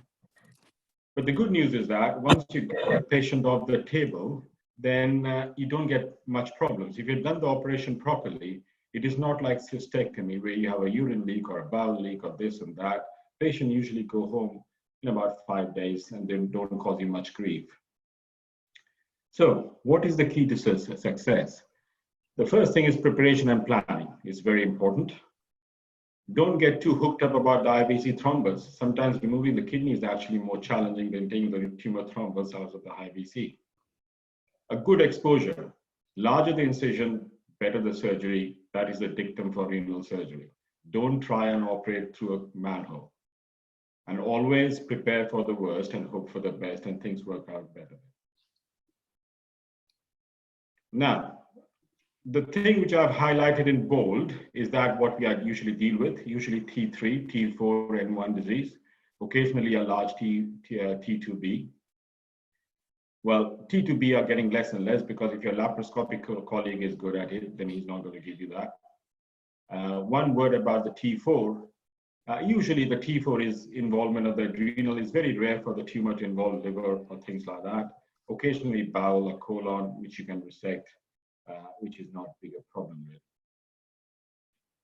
Now, this is the repertoire of surgery we deal with. You can have a large T3A tumor, you can have a T3 with the renal vein, you can have a T3B going up to close to the hepatics, you can have a T3B, a T3C, which is going right up to the atrium, and of course, you can have a tumor which is small, but you've got a paracaval lymph node. So this is the bread and butter of our work, really. Now, the first question a surgeon should ask, is it worth doing? Are you trying to do anything good to the patient? And this is slightly outdated data, but again, you can see that the median survival is about 52 months for T3A. And even with T3C, it is 18 months. And this is a little historical data because TKI and the immunotherapy hadn't been in vogue then, and I'm sure the survival is better. And the other thing important thing to remember is that it is a very effective way of palliating the problem. A kidney tumor can cause pain, bleeding, and so forth, and you can take that out. And an operation of nephrectomy doesn't cause problems like incontinence, like radical prostatectomy does. You can give the patient a very comfortable life. So, nephrectomy was standardized by Robson and his colleagues in 1969, and the classical description of nephrectomy was that early ligation of renal artery and vein, removal of kidney with the gyrotous fascia. Robson advocated ipsilateral adrenalectomy. That's a bit controversial now. Regional lymphadenectomy, again, that's a bit controversial. He didn't talk about IVC thrombectomy, but that has been added to the repertoire of nephrectomy. So what surgical consideration we need to have, apart from doing the nephrectomy, is that do we need to take the adrenal out? The answer is simple. If it is being directly involved or there is a high risk of invasion, which is apparent on the CT scan, we take the adrenal out. Usually it is a apopole tumor. A few other questions I'll address before I go into the main bit. What is the role of preoperative embolization? Should we perform lymphadenectomy? And is there any role for cytoreductive nephrectomy? Now, preoperative embolization, the main advantage of embolizing the renal artery is the fact that you can ligate the renal vein without ligating the artery. So it makes the operation slightly easier. It doesn't reduce the bleeding. In my experience, the bleeding all comes from the collaterals. If I ever do it, I very rarely do it. I preferably do it the day before surgery. And you have to remember that these patients will have pain, so they have to have a PCA or some form of analgesic. You need radiology expertise to do it. And the coils are expensive, as probably Dr. Pillay will agree. It is a taxing on the radiology department. So I very rarely use it.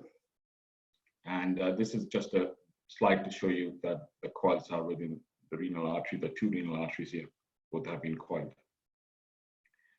Now, what about the lymph node? Should we be doing a lymphadenectomy?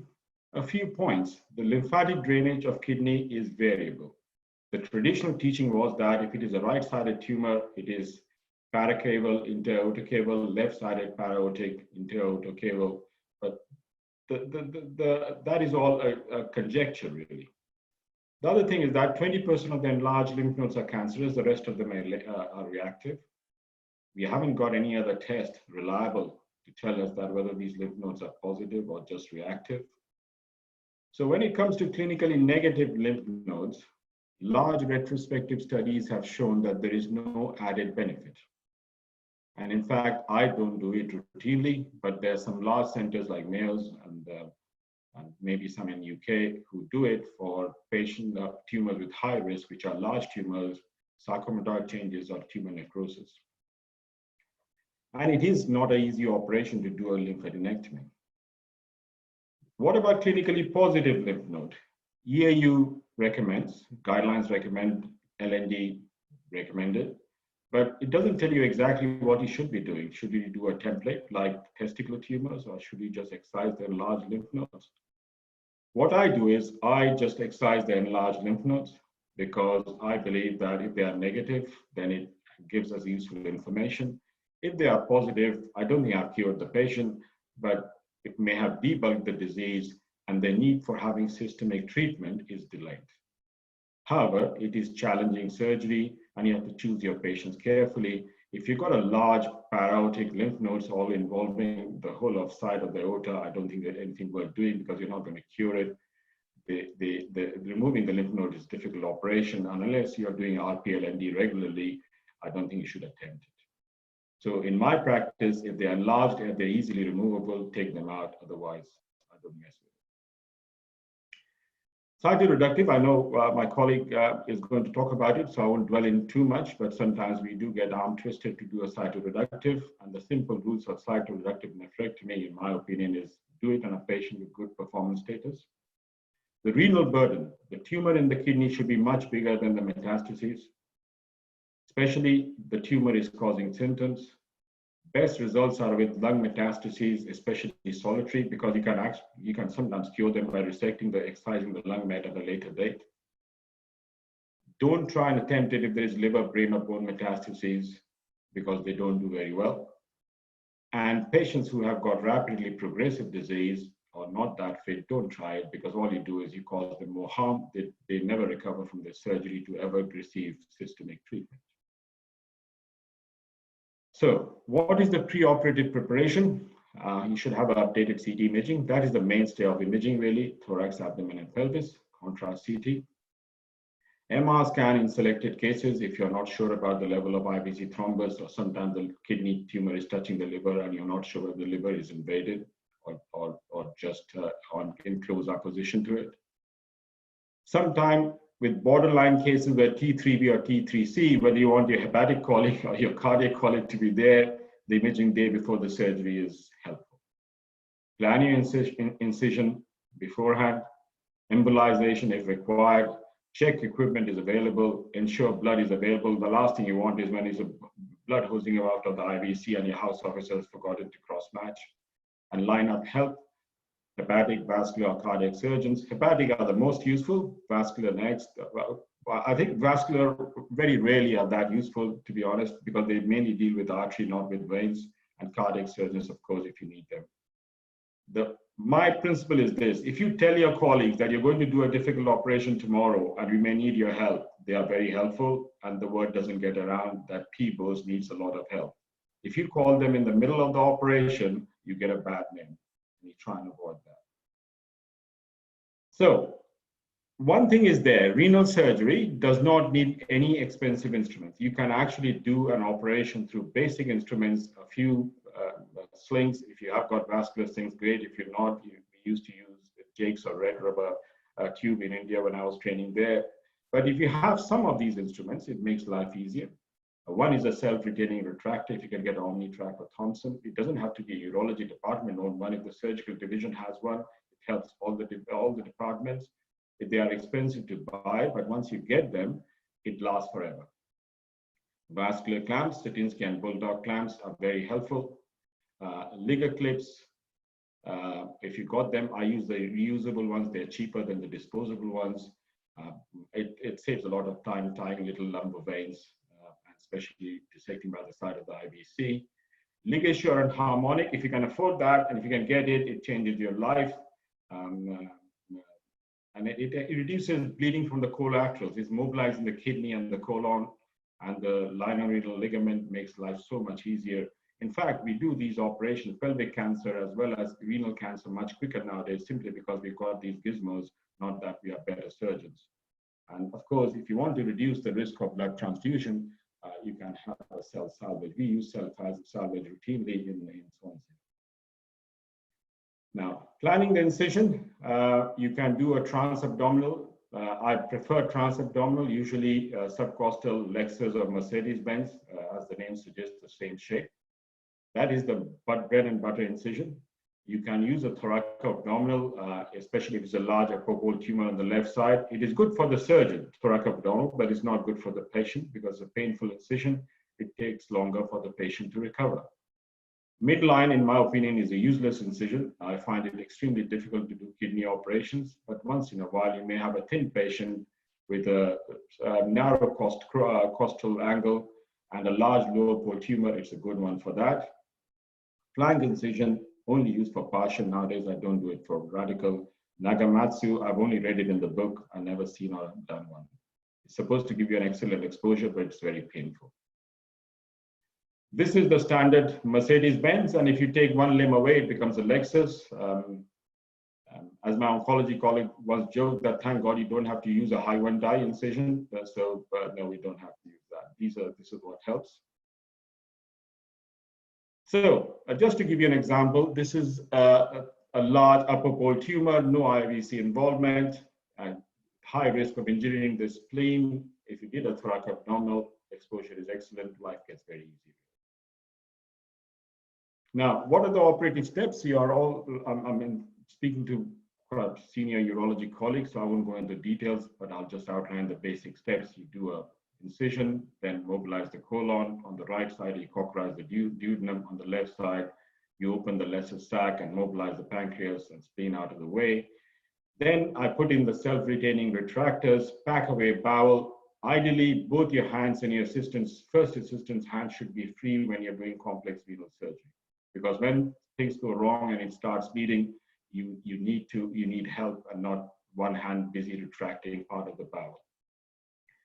I tend to mobilize the lower pole of the kidney gently and divide the ureter and gonads so that I can create a space between the psoas and the renal pedicle. And if there is no renal vein thrombus, then if you do have inadvertent bleeding, you can always put a Sitinsky clamp and deal with it. This is a good maneuver to do before you let your registrar mess around, because you know that if they make a hole in the vein, then you can always clamp and get away. And then the steps are straightforward. You control the renal artery, then the renal vein and IVC control, mobilize the kidney, then remove the kidney and the thrombus, close the incision. I don't routinely put a drain unless I've done some bowel anastomosis. So this is a shot about where we used the Thompson retractor, and you can see the falciform ligament have been divided. You pull the chest ribs high up, and it gives you an excellent exposure. Splenic injury is a known problem on the left side, and this can be avoided if you divide the ligaments early and don't put any traction before you do that. So when you're mobilizing the colon, you divide the splenocholic ligament early. And if you mobilize the pancreatic body and tail out of the way by opening the lesser sac, an early division of the linorenal or splenorenal ligament before you mobilize the kidney usually protects the spleen. This is another trick which you can use. This is a right-sided tumor, and sometimes if you have got a bulky tumor, it's difficult to find the renal artery because the renal vein is sitting right there and the artery is behind it. You can find the artery between the IVC and the aorta and tie it there. Usually the clue is that it is either just behind the renal vein or just beneath it. And if you do that, then life gets easier. You can then tackle the renal vein. So that is mainly about the T3A tumors. Coming to the T3B, again, go back on the old things. The first thing is to make sure that you got up-to-date imaging. And sometimes if there is any doubt that whether it is level 2 to level 3, or when I say 3B to 3C, or whether you need the hepatic surgeon, if they're a thin patient, you can get an ultrasound scan the day before surgery or limited CT. So you need to know how high the tumor thrombus is. Has the tumor infiltrated the wall of the IVC? It is unusual, but if you're working in a large center, you may get more of these patients. Is there any chance of needing a cable graft end block excision? It is very, very rare, I must stress. And of course, whether you need the cardiac surgeon, then obviously you need help. So how do you approach? It's the same thing, a Mercedes incision, control IVC below and above the thrombus, control contralateral renal vein, beware of the lumbar vein, especially the L1. Sometimes the L1 could be as thick as my forefinger and it can cause torrential bleeding. Mobilization of the liver. If you're just doing the caudate lobe, you can ligate the branches of the caudate lobe, the short hepatic branches. But sometimes if you want to do a complete mobilization of the right lobe of the liver, you may wish to do it, or you could get a hepatic surgical colleague to do it for you. So now, in my opinion, a level 1, I think most urologists would cope without too much trouble who are used to doing open surgery. A level 2 is slightly more complicated because you have to tie the short hepatic vein, so you have to be aware, you have to have good retraction. Once you get to level 3, then you can do it, provided you're confident enough to mobilize the liver, or you can get a surgeon to help you out. In my experience, if you can get somebody to help you out, it makes life a lot easier. It dissipates the stress. Moving the kidney and doing the operation itself is hard work. If somebody does a bit of the job for you, life is easy. And of course, if it is higher than that, you have to speak to your cardiac colleagues. A few tricks: exposure of the lumbar vein. There are 2 things you have to watch. Firstly, that you roll the IVC. So you can either roll it with your finger, or you can use your pledget. So you can actually roll the IVC, see the edge of the IVC, and that's how you get a sling around it. And you can see a big, large lumbar vein. And if that bleeds, you can have your operation can turn into a mess. So now, early T3B, where there is just a little nubbin of clot going into the IVC, you can side clamp with the Setinsky, underrun it, straightforward. In this case, you can see that the caudate lobe has been mobilized and the little hepatic veins have been ligated. And there's the IVC left renal vein. Another little trick is that you can see the free edge of the lesser sac. That's the porta hepatis, the portal vein and the hepatic artery. If you get bleeding from the liver, you can always put a little clamp, Setinsky clamp on it, as we call the Pringle maneuver. Now, if you wanted to go a bit higher up, then you have to mobilize the whole right lobe of the liver. You have to divide the right triangular and the right anterior border of the coronary ligament, and you can actually then move the liver to expose the whole of IVC. And if you do that, then you can go right up to the top and get up to the hepatic veins. Now, how can you determine or guess whether the tumor is going to invading the IVC wall? If you have got a free floating tumor, we can see a bit of IVC by the side, then they are the easy ones. The problems are these ones.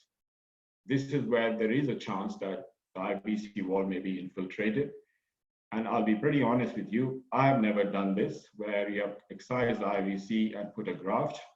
Usually in my experience, you can excise a bit of the IVC wall and just close it without putting a patch for 2 reasons. Firstly, the tumor thrombus has already distended the IVC anyway, so even if you reduce the lumen, it doesn't matter.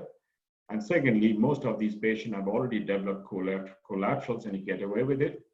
I'm a bit skeptic about talking with my vascular surgeon. Sorry, I'm a bit skeptic about how well these grafts work because it's a low flow venous system. It probably clogs up anyway. Now, if the tumor thrombus is going above the hepatic veins, if you want to make your life easy, call your cardiac colleagues and do it on a bypass. But if you wanted to do it brave, and if you have got the expertise, you can try 2 maneuvers. One is you can do a Pringle and at the same time apply a clamp at the IVC at the suprahepatic level. So that is one option. This is one of papers presented by one of our Chinese colleagues about 10 years ago.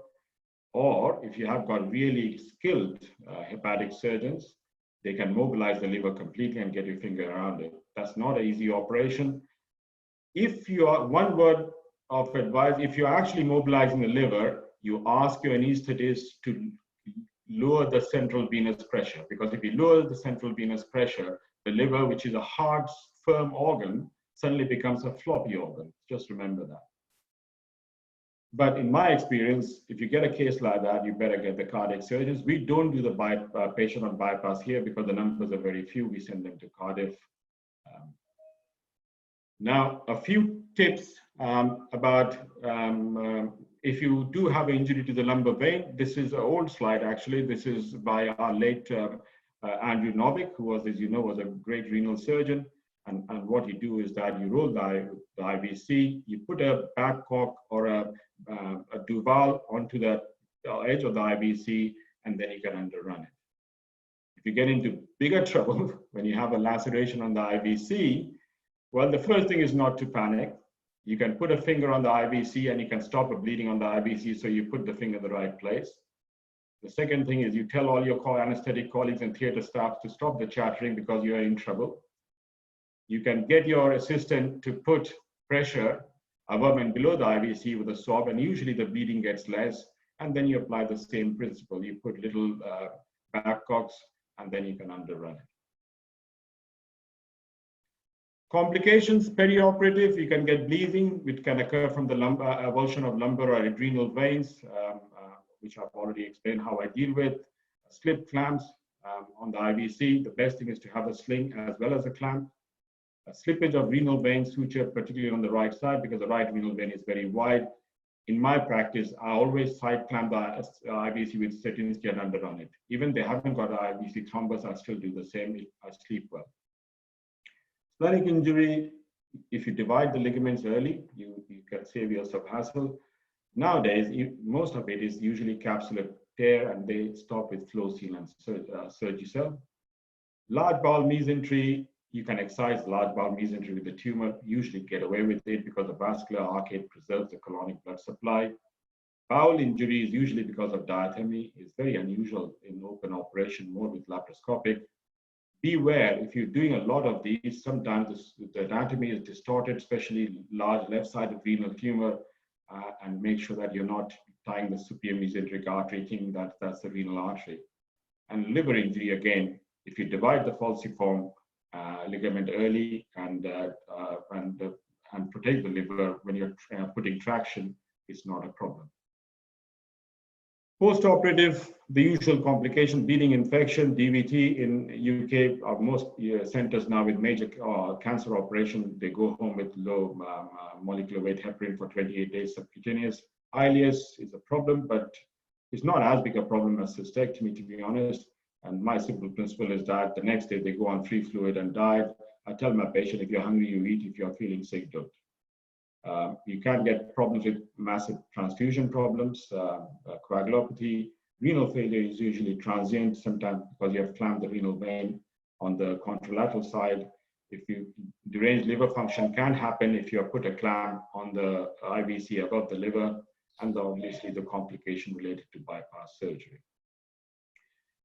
Mortality, I usually quote my patient, the mortality is less than 5%. This is more historical data. Actually, it all depends how you select your patient, to be honest, but it is acceptable mortality. And after a hard day's work, I usually have a little banter with my anesthetic and surgical staff. We try and guess how much blood loss it was, and that is the usual response. And I'm sorry if you're upset with the slide, but that's the way life is. You have to have a laugh after you finish your operation, really. And thank you for your attention. Fantastic. Thank you very much, Mr. Bose, for speaking on a very extensive topic. Sean, can I make a comment? Yes, please. Yes. Thank you very much, Pradeep. That's an exceptionally good talk. Few comments. I think you made a point very validly that perhaps it didn't come across for those who are not used to this kind of work, that on the right side, if you want to get an access to the right renal artery, like Mr. Pradeep showed in his imaging, it's the left renal, the angle between the IVC and the left renal vein, that's where you look for the right renal artery. And it's a very, very useful trick.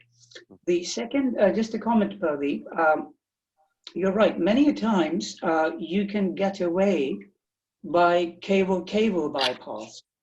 And I find that if you set yourself up for TVE and the Pringle together, the liver can shrink into a very small sort of organ, and you can mobilize both the coronaries and the triangulars and the McCucci, and then you can go all the way up to the hepatics. And if you divide the left and the right subphrenic vein, you can deliver the pericardial ring for 1.5 centimeters.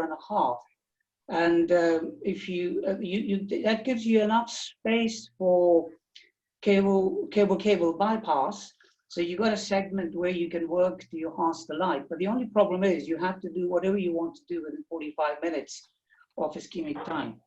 And the other thing that you did mention, that I find Catal-Brash maneuver and keeping the bowel completely out of the abdomen very helpful. Thank you. Yeah, I entirely agree with your comments, actually, Mr. Alam. And I think because I haven't got any experience on venal clamps bypass, so that's why I didn't mention it. But thank you for bringing it up.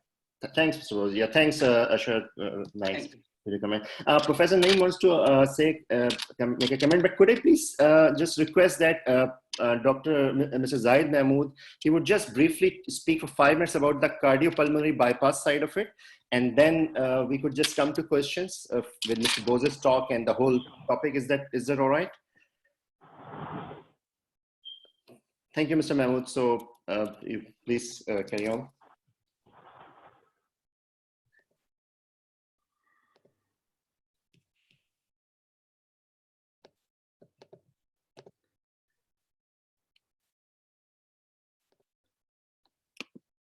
Good morning from Glasgow to everyone. I work in Cardiff a few years ago as a registrar, and Swansea and Cardiff has very good cardiothoracic facilities at that time. And as Pradeep mentioned, Glasgow is similar like Swansea. It's raining at present, and but very nice scenery, a whole of Scotland, for those who are not in Scotland, I will recommend them to come and visit Scotland. So thanks very much, Zishan, for inviting me to talk on that very topic, and very informative talk from Mr. Pradeep Bose, and very well detailed. I will just point out a little bit on the indications and the cardiopulmonary bypass, and I will let Zishan and the other colleagues discuss. So what is the indication when you have a renal cell tumor which extends above the diaphragm? Below the diaphragm, as the team knows, that unlikely you will need bypass, but in certain circumstances, Pradeep mentioned that when it's involving the hepatic vein, there may be a requirement. And pre-op early discussion with a cardiac surgeon where you have the facilities is very important. So the indication in terms of renal cell carcinoma, hypernephroma, or in children, Wilms tumor are those ones who have an extension above diaphragm, maybe coming up into the right atrium or obstructing the tricuspid valve, or maybe they also have a pulmonary embolism because of the tumor or thrombus extension.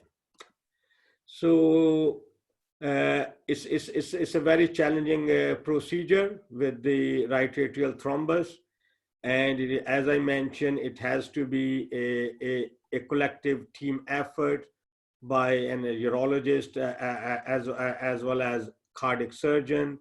It requires cardiac anesthetist and perfusionist to optimize the patient on cardiopulmonary bypass. And there is different techniques you can put it on bypass, which one is that with the hypothermic circulatory arrest, and the other one is with moderate hypothermia. With the hypothermic circulatory arrest, you have more bloodless field, but when you cool down, there's a more risk of bleeding, and subsequent, there's a more risk of stroke and increased complications. And few centers have also performed with moderate hypothermia with quite good success. So as you can see on this diagram, that on the red side, on the top of that, there's the aortic cannula going in, and at the bottom, below the renal veins, we'll put an IVC cannula. And you can see on that diagram, the tumor extend up to the IVC and very close into the right atrium. So what we do on bypass, put an ascending after heparinization, then we'll put an ascending aorta cannulation, then venous cannula for the venous drainage. One goes into the superior vena cava, and then below the renal veins, I just showed in the previous slide. I prefer to be on a moderate hypothermia because there's a chances of less bleeding, and without cross clamp or cardiopulmonary arrest.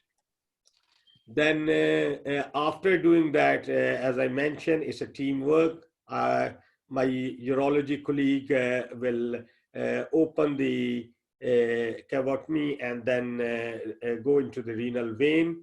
And it depends upon what the process they want. They might do an endoluminal occlusion catheter on the top and then do the thrombectomy and radical nephrectomy.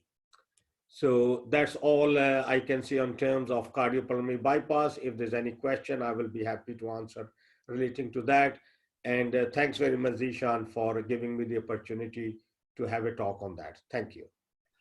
Thank you very much, Mr. Mahmood, for giving a mental picture to obviously some of those who haven't experienced such an advanced surgery so far. So Professor Naeem, I'm sorry I couldn't take your question at that point. Would you please, if you would, had a comment to make or a question to ask, Professor Naeem? Right. Great. Yeah, we would really welcome further comments from any other senior colleagues who have experience with this, just to enrich. Yeah, this is Dr. Saeed Akhtar from Pakistan. Excellent presentation, Pradeep. A couple of points which are very important that we have learned over time. One is that when we are doing a left-sided tumor, and obviously all our focus is on the kidney, one of my patients had a recurrence in the gonadal vein, maybe 5 years down the road. So since that time, we have started to actually, because tumor goes retrograde and we are not paying attention towards the gonadal vein, we take it wherever we think it's appropriate. So if you're doing a left-sided tumor, please go down the gonadal as low as you can. That's one. Secondly, when you are opening the, before you do the cavottomy, I would recommend that take 2 5-0 proline stitches at the site where your top and bottom incision of the cavottomy would be. And as soon as you pull out the tumor, lift it up with those 5 proline stitches, and then you're ready to fire a side clamp Stinsky. So that will actually have more control on the vena cava. One of the most important things that I think I want to share here is don't forget about the bland thrombus. When there's a thrombus, which is a tumor thrombus going into the IVC, there may be a bland thrombus below. And so I always bleed the distal vena cava so that if there's a bland thrombus, it doesn't kill the patient by throwing up pulmonary embolus. Thank you. I think they are very good points. Regarding the stitches, I do that as well, but sometimes I actually put a Babcock at the 2 ends. And regarding the bleeding the IVC, what I should have mentioned also, when you close the IVC, just before you take the last stage, I open one of the clamps, the lower one, just to get blood out so that you reduce the risk of air embolus. Thank you very much. Great. I think it would be really interesting from colleagues in Pakistan, because I think from a limited experience during high job, there was a lot more advanced cancer cases that we used to see there. So I think any further comments would be very welcome, just to enrich our knowledge on the approaches.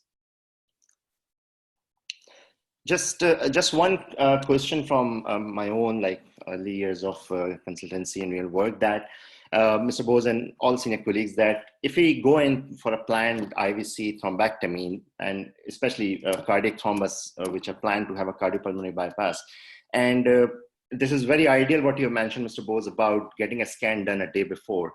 But let's say if there's a bit of a lapse and intraoperatively, just after the incision, we find big blobby liver mats palpable.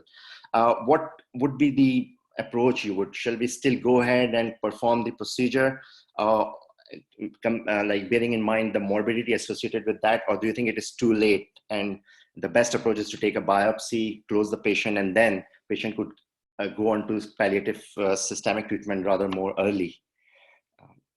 Sorry, Zishan, did you say that you open up and you find that there is metastasis in? There is metastasis in liver mats, for example, which was not on the CT scan a month ago. So at that point, is it worth still going ahead with such a morbid operation, which might just delay any further systemic treatment and patient will miss the window of opportunity?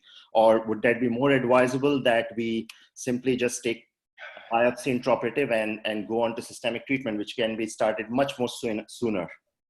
I think that is where the principles of cytoreductive nephrectomy comes in. If there's a large tumor and the CT scan before hadn't shown any mets and you picked up a solitary liver mets, and if you think that you can, and the patient is otherwise fit and well, I would go ahead and do the operation and then you can finish it. Once I've been caught out in a different situation where the tumor actually had gone and needed a bypass, and you have opened the patient, and then what do you do? I actually close the patient because we don't do the bypass in Swansea, although we have got a unit, but we don't do it because we only get 1 or 2 or 3 patients a year in the whole of Southwest Wales.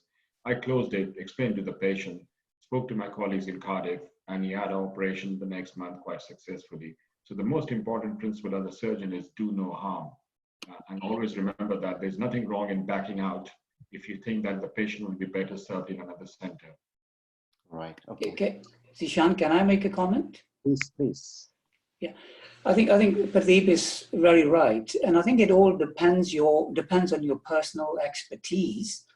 If you have a liver surgeon assisting you, it very much depends what you've discovered incidentally. If it is only a small area, and let's say if it's affecting segments 6 and 7 of the liver, then it's very easy that you can do a Glasonian resection of those 2 segments on table, and depending where the thrombus is. But if you are doing the whole thing yourself, and obviously not au fait with the Glasonian resection, then the best thing is what Pradeep suggested, is to send them over. Right. Thank you very much. Thank you very much. Sean, can I make 1 or 2 points, please? Yeah. Please do, please. So, Pradeep's presentation was brilliant, very, very practical, very well demonstrated. But what may I suggest to our friends in Pakistan, that if a patient needs a bypass, then it has to be done in a cardiac theater, not in the urology theater. But plan it well ahead, a week or 2 in advance, discuss with them, have up-to-date imaging, so that on the day you are not surprised with unexpected finding that you are in trouble.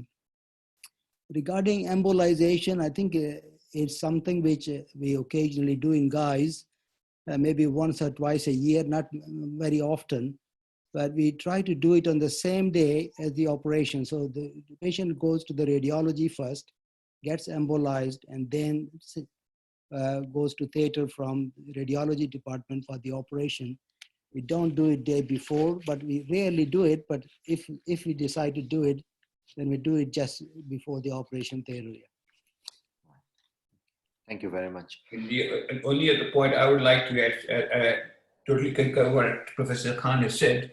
I think certainly in Pakistan, and of course it happens here, these are very rare tumors, and it has to be highly centralized. There's no point doing 1 or 2 such tumors a year. I think centralizing it, developing a multidisciplinary team approach, and ensuring that you have the cardiac surgeon, the hepatic surgeon, the urologist, your pathologist, and a dedicated anesthetist as well on board. And as Professor Khan has said earlier, to plan these definitely ahead. And I think the key word from my perspective is that it should be highly centralized and not to be done ad hoc once or twice a year. Right. Okay. Thank you. Thank you very much. I think that's the key message here: preparation well before the surgery, and centralization with this, whichever setup you're working, whether UK or in Asia or subcontinent. Great. Professor Naeem, I think if you wish, you might have to unmute yourself just to, I think you wish to make a comment, Professor Naeem. Okay, right. Not sure. Great. So shall we move on to the next slide? Thank you very much, Mr. Bose and Mr. Mahmood, for your very, very fantastic talk. So we'll move on to partial nephrectomy now for localized renal cancer. Mr. Mumtaz, please, on to you. Yeah, thank you so much, Seshan, and my apologies for not being able to log on. I think it's partly the technology. The whole computer was set up on iCloud, and that's why I couldn't download it to your presentation. You learn every day. No problem. So my apologies. And thanks to Professor Mumtaz also to organize this webinar and to Asim Bhai to plan this and for the invitation to give a little talk on partial nephrectomy. Clearly, I think the issues of partial nephrectomy relate to, I mean, it's a procedure that's been done now for more than 100 years, but over the last 3-4 decades, it's seen a massive shift from also because from the indications and from the technique from open to laparoscopic and to more recently over the last decade robotics, and certainly even in the UK it's a relatively a new technique being established over the last decade. And the reason why there's been a change in practice of partial nephrectomy is that, as we understood earlier, that we are now recognizing large majority of the tumors that present to us are as small renal masses. And about 50 to 60% now present like that. And it's incumbent upon us to preserve renal function, partly because there's a high prevalence of an aging population, CKD, diabetes, hypertension, and other things that impact on renal function. And as such, when you find a small renal mass, a lot of work is being explored into active surveillance, ablative techniques, and certainly when a surgical procedure is needed, a partial nephrectomy. And the essence is to carry this procedure out in the most minimally morbid fashion. Of course, the main principles of partial nephrectomy were laid down by open procedure, and that is excision of the tumor, internal venography, reducing your warm ischemia time, and preserving as much of the nephrons as you can. And the reason why it moved on from open to laparoscopic to robotics is because of the emerging technological advances. We currently have robotics as the key thing, but I'm sure in the next decade we will have artificial intelligence supported robotics. And more recently, I think we've had a major impact from the coronavirus. We centralized these complex tumors into hospitals, centers, which have now been impacted upon by this COVID pandemic. And as such, a lot of work had to be shifted to other cold site centers. And that is giving a new framework, a frame mind to see how future complex surgical procedures will be carried out, because this is not going to be the last pandemic. We've learned a lot of lessons, and over the years, one would be expecting more of this as we go along. Let me see my slide. Yeah. So we have alluded to this. This is the center where I work, large high volume center we established over the last 5 years, where we are now currently carrying out at least 500 renal cancer surgical procedures, seeing about 1,500 to 2,000 patients a year. And this is the team that I work with. We recently celebrated over 5 years of robotics. In the center here is our current cancer lead, renal cancer lead, Axel Becks, Maxine Tran, Ravi Barod, Prasad Patki. These are other surgeons. We have the anesthetist, the fellow nurse specialist, and a visiting professor here to mark the event. So it's not something that has been there for years or decades. So robotics, certainly even in the UK in high volume center, is just 5 years of age. And the reason why that has happened over moving from laparoscopic to robotics is because of these national trends now. It's patient driven, and largely what drives the robot is the patient, because essentially they want to return back to their normal activities fairly quickly. And other stakeholders within this driving the robot is the surgeon. Of course, they want to learn the technique and be more economically conducive. And from the public health economic point of view, we want to see whether robotics is cost effective. And then industry also looks into promoting their tools from a marketing perspective. And a balance has to be achieved to see whether this thing is beneficial, merely keeping the patient into the core of the whole argument. So from a surgeon's perspective, we're very clear the advantages of the robotics. I think the main thing is the micro wrist that is attached to the end of the laparoscopic instruments. Is intuitive 3D images, and more importantly, I think it's the shorter learning curve compared to the laparoscopic partial nephrectomy. And as a result, we see that clearly the robot is on the rise. And that's back an old slide, but now if you look at it 2020, it's certainly at the Royal Free Hospital, where 150 partial nephrectomies were carried out, 98% were robotics. So that is the trend. And the reason for the trend, as I alluded to, were the advantages related to the robot itself. The learning curve, as I alluded earlier, is usually down to about 16 cases to establish the learning curve. But of course, the more data now suggests that, of course, you never stop learning. Even if you've done 500, you still keep learning. Your learning curve to reduce the warm ischemia time is somewhere between 26 to 30 cases to an acceptable levels to open surgery.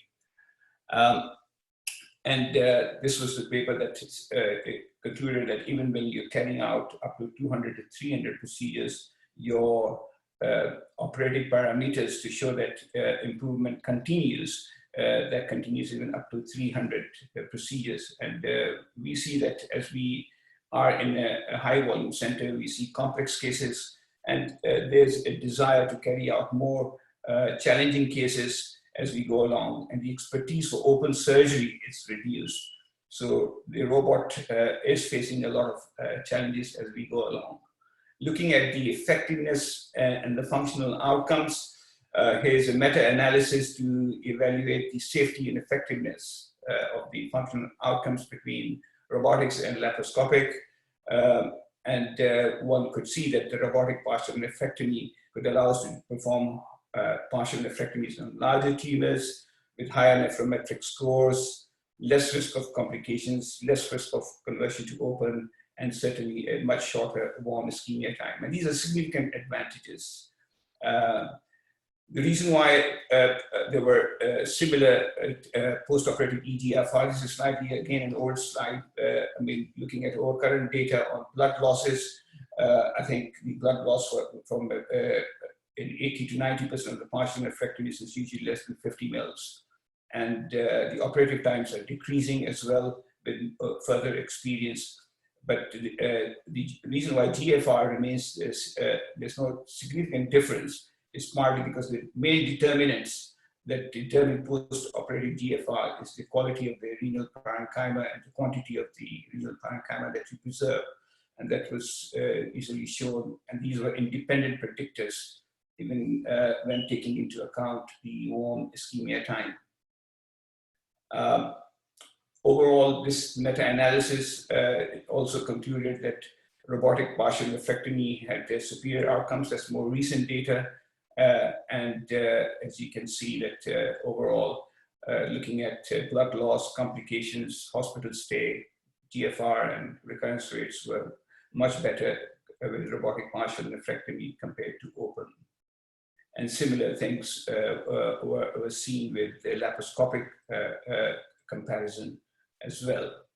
From the oncological outcomes, the 5-year survivals were as similar to open surgery, ranging between 90 to 97.5%. So from an oncological perspective, there were no concerns with the robotics. Now, cost is a very contentious issue. One could look at the cost within short term and the long term. Within the short term, yes, robotic partial nephrectomy is expensive compared to open partial nephrectomy, mainly because of the consumables and the up cost for getting the machine. And so for supplies and the utility of instruments, definitely robotic partial nephrectomy would be expensive. But the current hospital stay is usually between 1 to 2 days, and that is where a robotic partial nephrectomy could be beneficial. And with experience, once you reduce your OR time to less than or significant reduction, even if you reduce the OR time by 30 minutes, can prove to be cost effective. This is from the French healthcare system. I just took a slide out of that, and clearly they were able now, with the increased workload, had published indicating that decreased OR time, reduced complications, and if you take away, reduce the number of instruments that you use, don't use hemostatic agents, then clearly robotics can be more cost effective. And if on the long term you reduce intraoperative complications and avoid working in low volume centers, then robotic partial nephrectomy may prove to be more superior. Again, that is the other advantage of doing a partial nephrectomy, if you take into account the other benefits, is that by doing a partial nephrectomy, you reduce the risk of cardiovascular morbidity, dialysis, and you adopt more partial nephrectomies, then certainly in the healthcare system, there will be a significant benefit on the long term in terms of reducing these complications and an impact on the healthcare system. And from that perspective, on the long term, one would feel that robotic partial nephrectomy could be more cost effective compared to open or laparoscopic. And more recent work is being looked at when people return back to work and then are more productive to the health, to the country's economy. That has never been logged into looking at whether this particular factor would lead robotics to be more cost effective on the long term. So yes, there are upfront costs, but down the stream, these advantages, as outlined here, would probably indicate that robotics may prove to be a new benchmark. Clearly, robotics has to be made more efficient. And how can we do that? There are challenges within the robotic ability, and that we have partly alluded to reducing the cost, and more importantly, doing complex renal tumors. If one starts getting more experience with robotics, can we carry on doing these complex tumors, central highlight tumors, predominantly endophytic tumors, or in tumors that are in ectopically fused kidneys that we rarely see, or tumors that are now T3A or T1 tumors coming up to 7 centimeters. Can these be managed robotically? And so to overcome this challenges, we have now started a program by which we have a careful preoperative surgical planning of certainly of these complex tumors with 3D reconstruction. And then, of course, there are other things available intraoperatively, which I will come down to, like intraoperative ultrasound, ICG. Can they help in carrying out these complex procedures? And then how can we improve the postoperative care?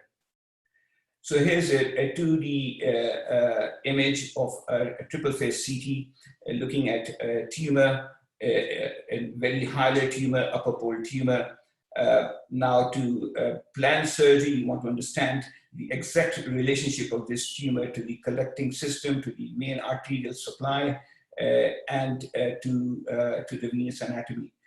And so we have gone on to do a segmentation of these 2D images and convert them into a 3D image.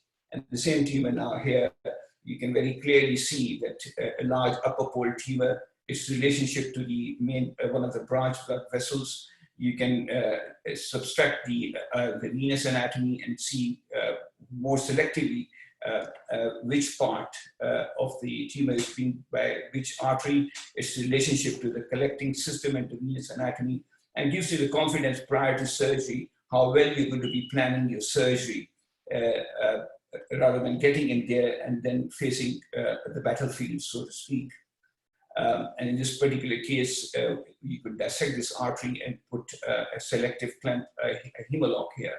It might help with hemostasis. So you could go on to do the same 3D reconstruction on other tumors. Here's another 3D reconstruction showing 4 renal arteries. And so you can plan surgery ahead, again, relationship of the tumor to the arteries and the collecting system. I've taken the venous anatomy out just to show more the renal artery branches. You can, again, see this particular tumor going very close to the collecting system. You can understand the collecting system and plan your surgery accordingly. And you can look at the renal bed, take the tumor out of this 3D reconstruction and see what your bed would look like and how you could plan your renorrhaphy, and not occlude the collecting system and the number of branches that you need to take on when planning intraoperative surgical procedure. And that takes away a lot of your mental cognition, so to speak, so that when you're in theater, you're more concentrating on the surgical part rather than thinking about where the structures are. So these images can also be overlaid onto the collecting system, onto the robot. And that particular central tumor here, we saw these veins that were going into the tumor. So we can plan this. We know exactly where this branches are feeding into the base of the tumor. And so you can plan your tumor excision very effectively and know where to place your clips, which vessels to ligate, when to excise, and then subsequently plan your renorrhaphy. So you know the base of the tumor bed very clearly prior to getting into the operating room. So here's the 2 small venal veins that we saw on the 3D image. And again, it's just to demonstrate the internal renorrhaphy, which I'm sure is a similar technique to open surgery. But again, then you know where your main blood vessels are, the depth of your renorrhaphy that you need to take to avoid occluding the main renal vein. So the main defect is closed. Here's a horseshoe kidney, again, very important preoperative surgical planning. You've seen the tumor and the green part, and you've seen its relationship with the arterial circulation. Here's an interesting case, if I can open it up, that we did recently cross-ectopic kidney fused with the renal upper pole renal tumor getting into the IVC. Now, this requires very careful surgical planning. You want to do a heminephrectomy or a nephrectomy of the upper of the right side. That's the left kidney fused onto it. Here you can very clearly see the groove between the aorta and the IVC. Small tumor thrombus going into the IVC here, and you can rotate these images, and you can look at the back. You can turn front. You can look at you can see the depth of the tumor, its collection to the collecting system. You can then go on to look at the base of the tumor. I'll show that to you again. Yeah. So that's when the tumor is gone. This is where your renorrhaphy is going to be. Here you're going to preserve the vessels. So this advanced 3D imaging really is the next tool. And certainly for even for smaller tumors in the upper pole, lower pole, anterior, posterior tumors, you can really understand the depth and the relationship of the tumor to your surrounding structures and plan surgery accordingly. So in this particular case, we were able to do this robotically, and let me put this thing back again. Yeah. So we were able to get into the aortocaval groove and ligate this renal artery, use the ICG, look at the perfusion, and did a heminephrectomy. That's the kind of procedures one could carry on doing.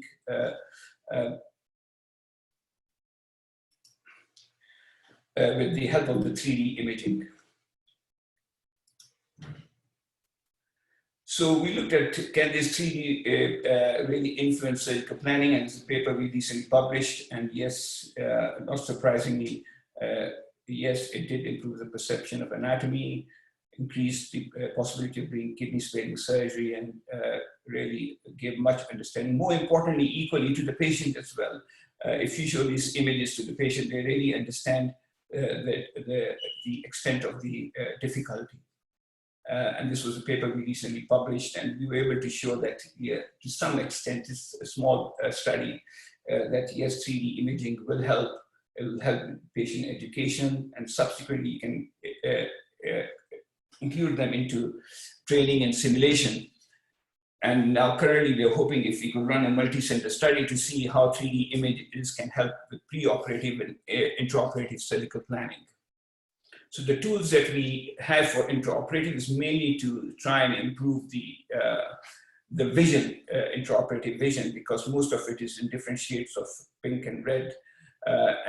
So we could use Firefly to identify the renal vasculature, but now with the help of 3D imaging, and if really, very rarely you need an ICT, then you can use an intraoperative Doppler ultrasound to identify. And the benefits of ICT are really to see if you've had complete ischemia, and then if you're particularly looking for selective clamping, as I alluded in the earlier case, we were able to identify the lower half of the kidney was well perfused.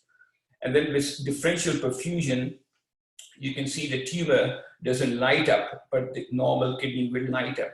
And so when you're excising the tumor, you can see whether your base of the tumor is green. And let me see if this will play. This is, again, a partial nephrectomy done with the help of an ICG. And then if you look back, you can re-examine the base of the tumor as green. Is that really being used? Not yet. It's not been authorized by FDA, but again, because the reason being the dose that you give for differential perfusion has not been clearly worked out. Looking at this using an intraoperative ultrasound now is mandatory for partial nephrectomies. Here is a slide showing that the tumor would probably end up here, but putting an ultrasound, you can see there's a little hump further up. And that is where intraoperative ultrasound scan would be useful.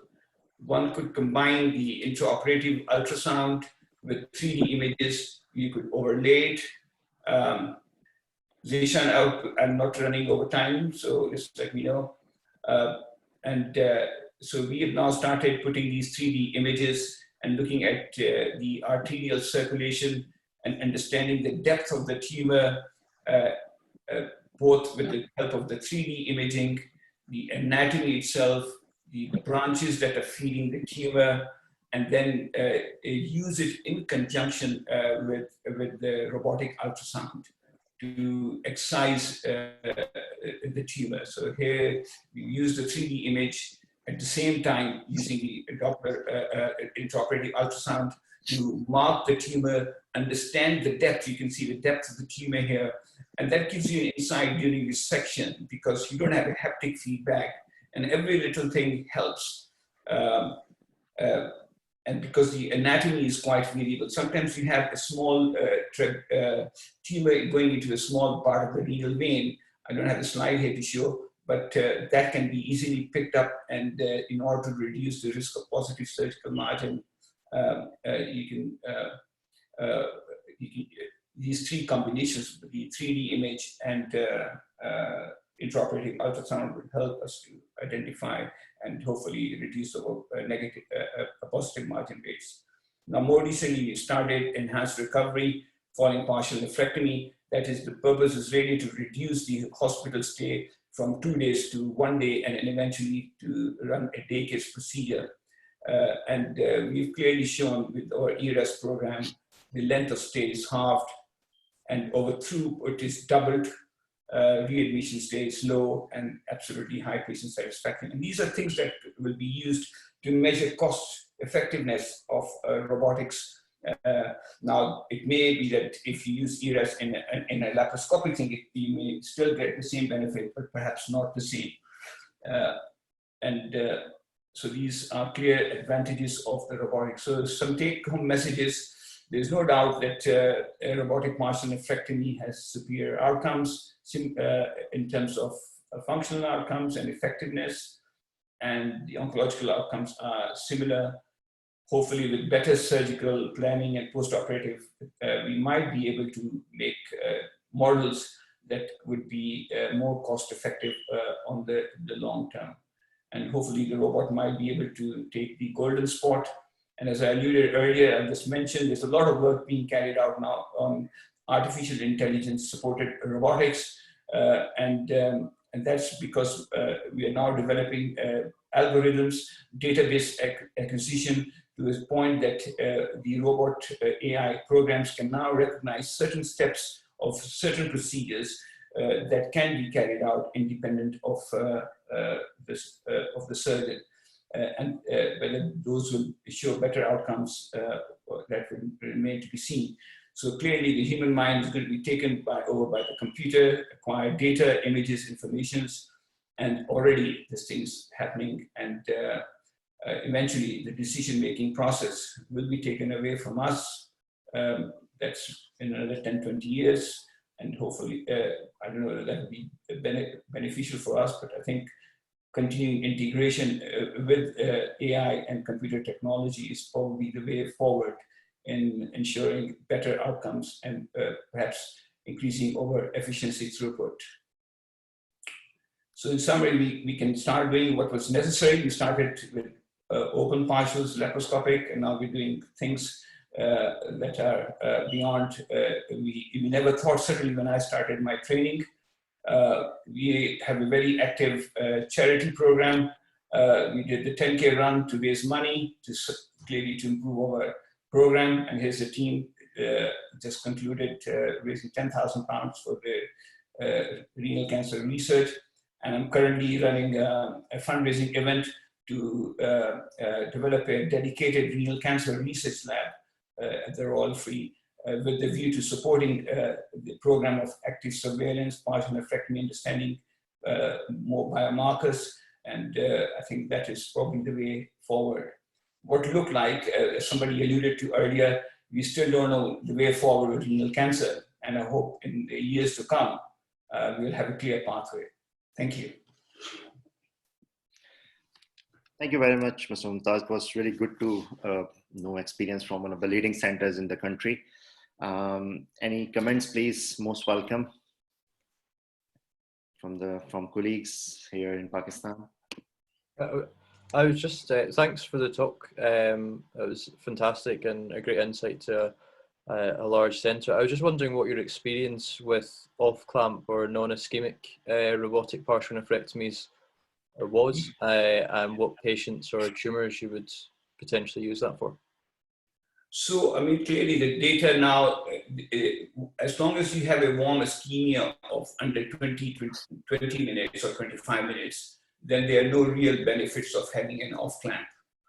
So as a routine, we don't perform off-clamp partial nephrectomies unless it's a very small tumor, or like the case that we did with the crossed ectopic fused kidney, because we were able to ligate the main renal artery that was feeding the upper pole, but that's not off-clamp, I would say.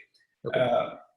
Overall, I don't see any benefits of doing an off-clamp partial nephrectomy. And the blood loss is much higher. The risk of positive surgical margin could be much higher because your views are not that clear.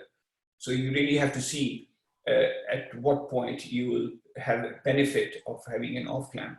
Yes, if they have a very poor EGFR and it's a single kidney, it's a small tumor, then one could say that you could consider an off-clamp technique.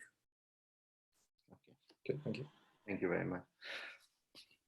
Just a quick question, just for my own insight, just to ask my colleagues, senior colleagues in Pakistan, that I mean, I'm aware a lot of some of the centers have acquired robotic technology, and minimally invasive laparoscopic surgery is on the rise as well. So what is the current trend for, let's say, T1 cancers generally? Are we mostly doing partial nephrectomies back home, or is it still more trend towards radical nephrectomy, minimally invasive wall technique? You're asking from colleagues in Pakistan, isn't Yes, it? Professor Mumtaz, please. if you Right. Okay. Can I come in here? I've been doing some work in Pakistan on this subject, and I think there are selected centers who are offering this service, especially in PKLI, Lahore. I have personally done a few partial nephrectomies, some open, some laparoscopic, and I think in context of the last question, we have done a few of these tumors with using clampless technique. For the peripherally located tumors up to 3.5 centimeters in size, which does seem to work quite well. And I think it was wonderful to see cutting edge technology in Faz's presentation. And I think one can easily see that the future is going to only get better as these technologies progress. On the, just one further note on, I think it does appear there's a new technology is becoming increasingly expensive. However, for colleagues in Pakistan and Africa, I think there is hope in alternate technologies also being developed, which are going to be many times cheaper. One example is the FlexDex, which I have personally used on a few cases, which it's a laparoscopic instrument that gives you the robotic capability of instrumentation within the cavity. So I think these things are being developed, and there is a lot of hope even for countries who have limited financial capabilities, and centers which, I think, where there is a will, there will be a way. Okay. Thank you very much, Mr. Chaudhary. Zishan, just one comment following on from Asim. Please. I think FlexDex does have a future. And I think if you combine it with the 3D imaging, which again is not very expensive, it is very helpful. Particularly, I mean, I use it in my pelvic endometriosis cases, and it is really exceptionally helpful, although it's mostly ablative. But FlexDex and the 3D is very effective. Great.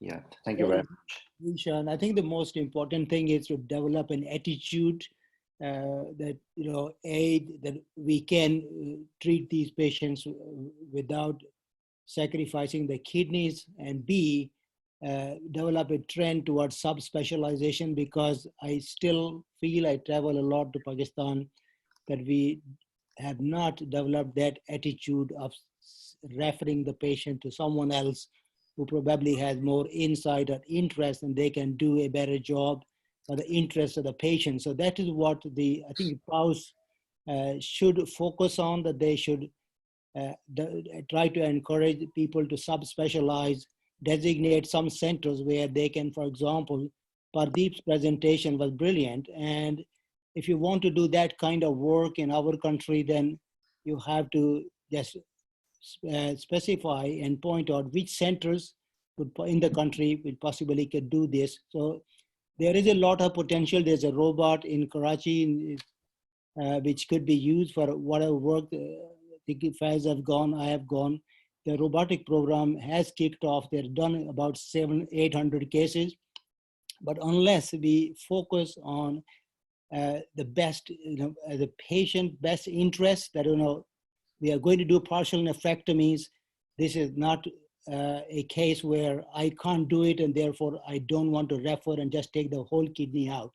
So there is a potential, there are a lot of expertise in UK, for example. All of you can go and help to develop these subspecialist areas.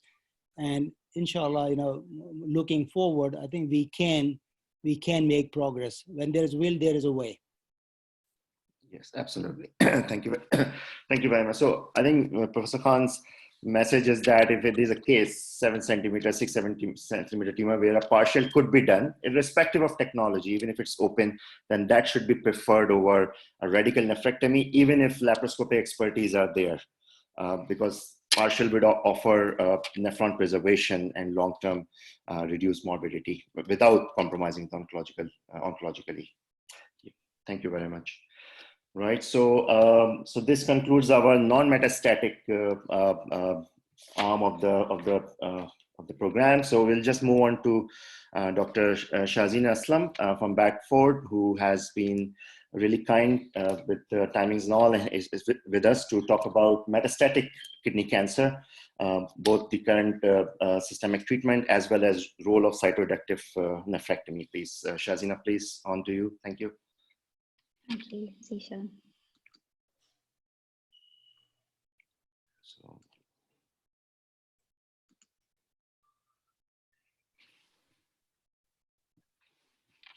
Can you see my screen? yes, absolutely. Thank you. Great. So thank you for inviting me to talk today.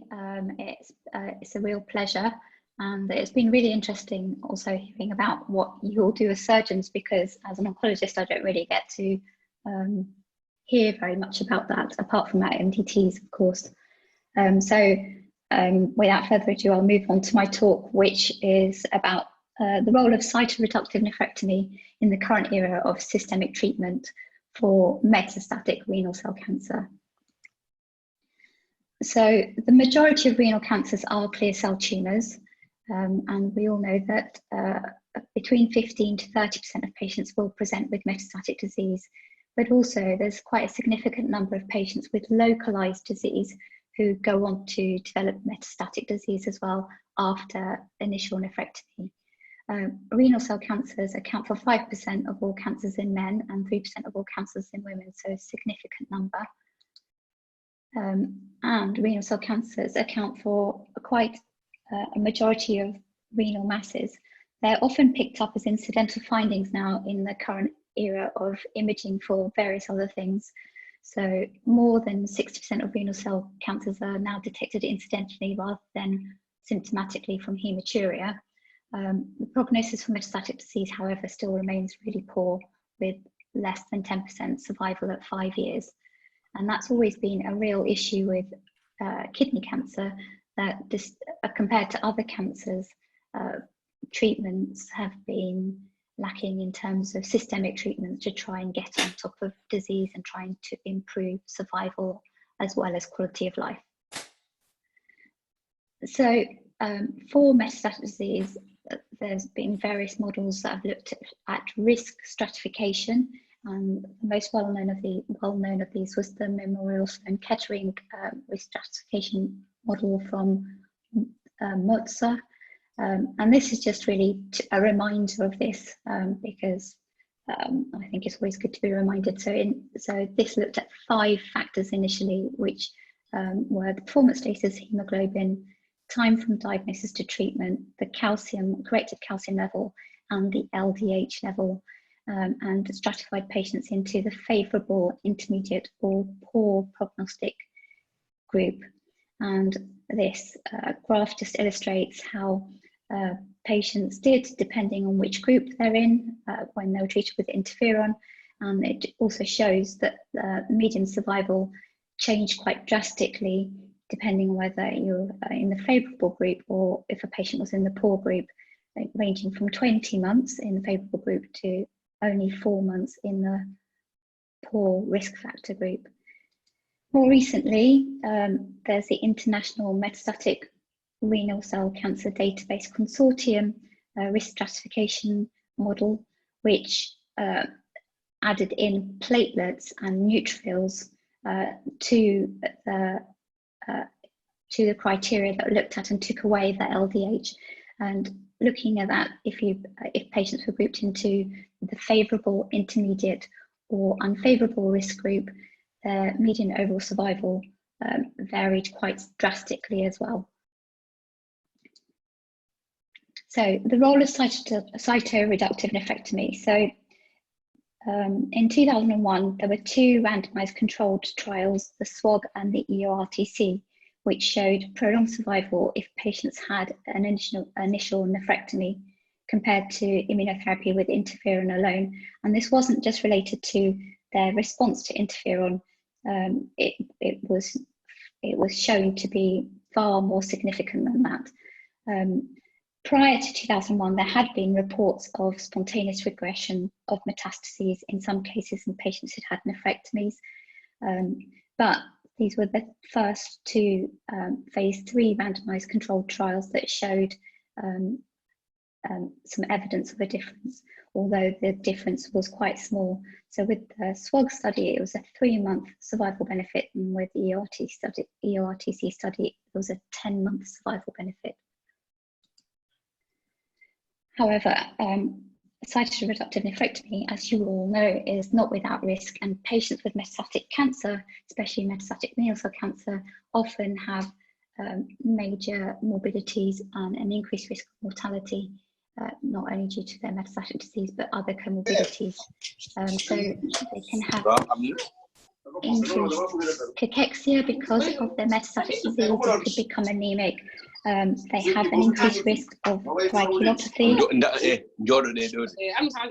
and they have paraneoplastic syndromes as well. The other concern with a cytoreductive nephrectomy is if they have significant metastatic disease, is that whilst they're recovering from their surgery, that could lead to a potential delay in systemic therapy and could affect their outcomes, including their survival. Okay. Can you still see my screen? Is it showing up as a slide? Cytoreductive nephrectomy is slide we are showing. Okay, great.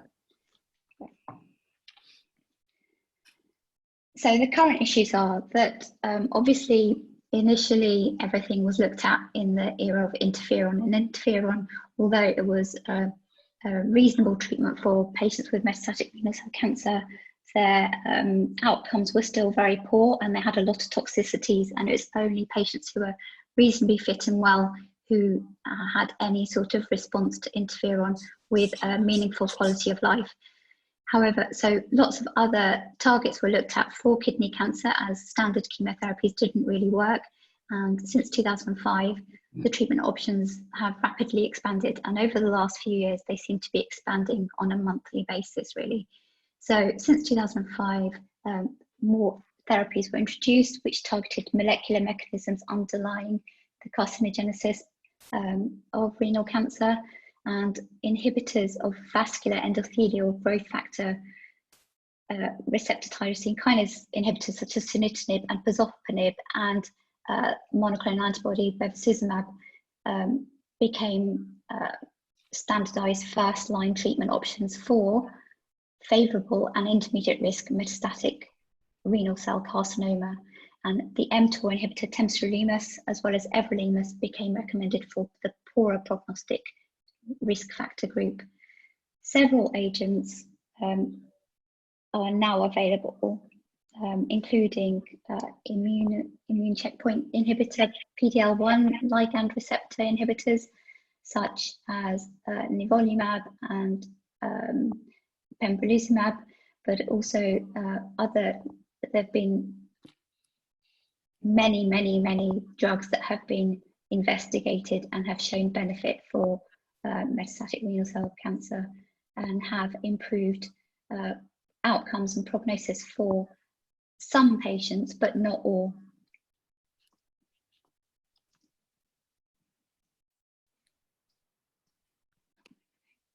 So I'm just trying to move it to the next slide, but I seem to be stuck.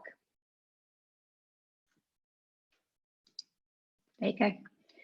So the question now is, what's the potential role of surgery in metastatic renal cell carcinoma with the advent of all these newer drugs? So we're talking about cytoreductive nephrectomy in this talk, but obviously there are other surgical interventions that definitely help patients. So currently we think about cytoreductive nephrectomy in patients who are good performance status, who have resectable disease and have the majority of disease within their kidney, and then those patients could have a cytoreductive nephrectomy followed by systemic treatment. There is the potential for patients who have more bulky disease or bulky metastases or locally advanced or potentially unresectable disease to consider consolidative nephrectomy after systemic treatment, and also with patients who respond well to systemic treatment and have very limited metastatic disease or slow growing metastatic disease, there is also the potential to have their metastatic disease resected. Okay, so I don't know why that's jumping. Okay, so the question is, what's the role of cytoreductive nephrectomy in the current targeted therapy era? So there were 2 trials that have been done recently that were looking to answer this question, and they were the Carmina and the Certime trials.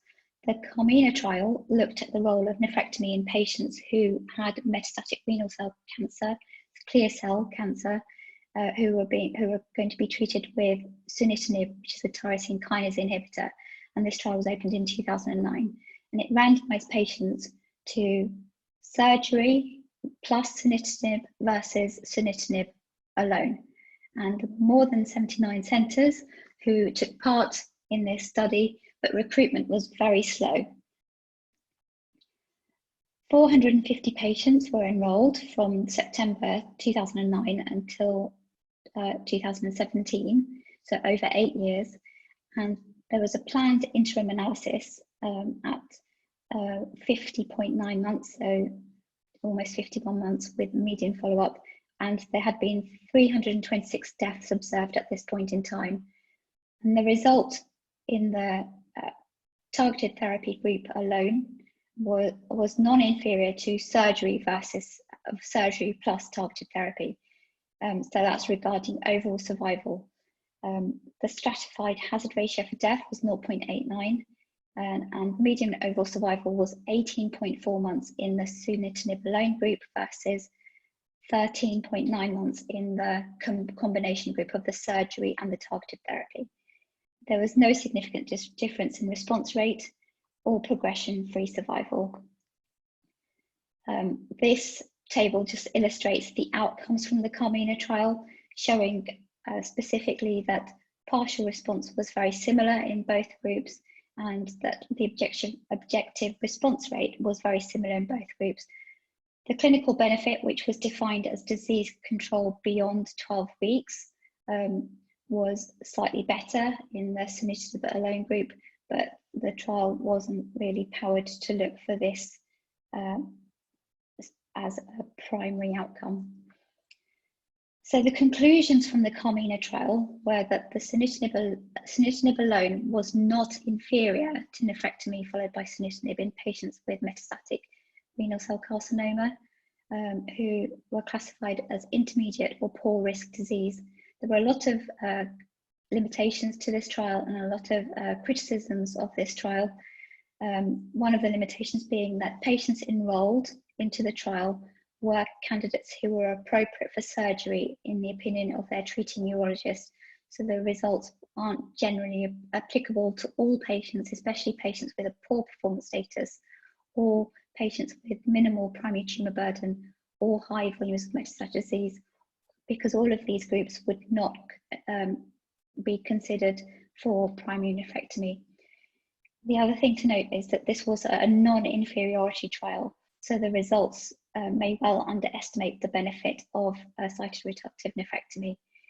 The trial went on for 8 years, but it only recruited 450 patients, and it was statistically powered to accrue 576 patients. It was stopped very soon after that interim analysis because of the slow and poor accrual. The other trial that's been done in recent times looking at tyrosine kinase inhibitors and surgery is the Certime trial, which was looking at the timing of surgery in addition to the tyrosine kinase inhibitor sunitinib. And patients were randomized to either upfront nephrectomy followed by sunitinib or sunitinib followed by nephrectomy after treatment, systemic treatment. And this trial, again, had a very difficult time in terms of trying to accrue patients. And over a period of 4 years, it managed to accrue 99 patients. It did show a longer overall survival with the deferred nephrectomy versus initial nephrectomy, but it was underpowered because of the poor recruitment. So it's underpowered for the survival and the primary endpoint of overall survival. So the learning points from these two trials are that the results showed that we shouldn't abandon cytoreductive nephrectomy in patients who are suitable for a nephrectomy if they have low volume metastatic disease, if they've got a good performance status, if they're favourable risk, or who have been candidates for initial observation. It's important to also note that both trials recruited patients with high median metastatic volumes. So in the Carcinoma trial, 42% of the total tumour burden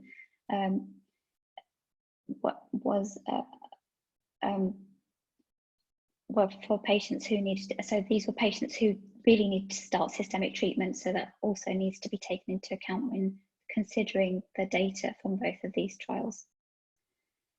So the latest treatment options for metastatic renal cancer have changed in the last 18 months. So now we use combination immunotherapy, so nivolumab as well as ipilimumab, which is the CTLA-4 inhibitor. Use it in first-line treatment for metastatic disease because there's significant overall survival benefits with a hazard ratio of 0.66 compared to sunitinib alone. A lot of patients do tolerate the combinations very well, although I appreciate that these combinations may not be available in a lot of countries. The data is out there to show that there is benefit, and it may be that over time that these drugs become more sort of cost effective and cheaper, especially when they're off patent. So the other thing to note with immunotherapy, especially with combination immunotherapy, is that there's a small percentage of people who benefit and go into long-term remission. So although they're not cured, they seem to be doing extremely well and surviving well over 5 years, and some patients even getting up to sort of 10 years survival with little in the way of toxicity, so a better quality of life, as well as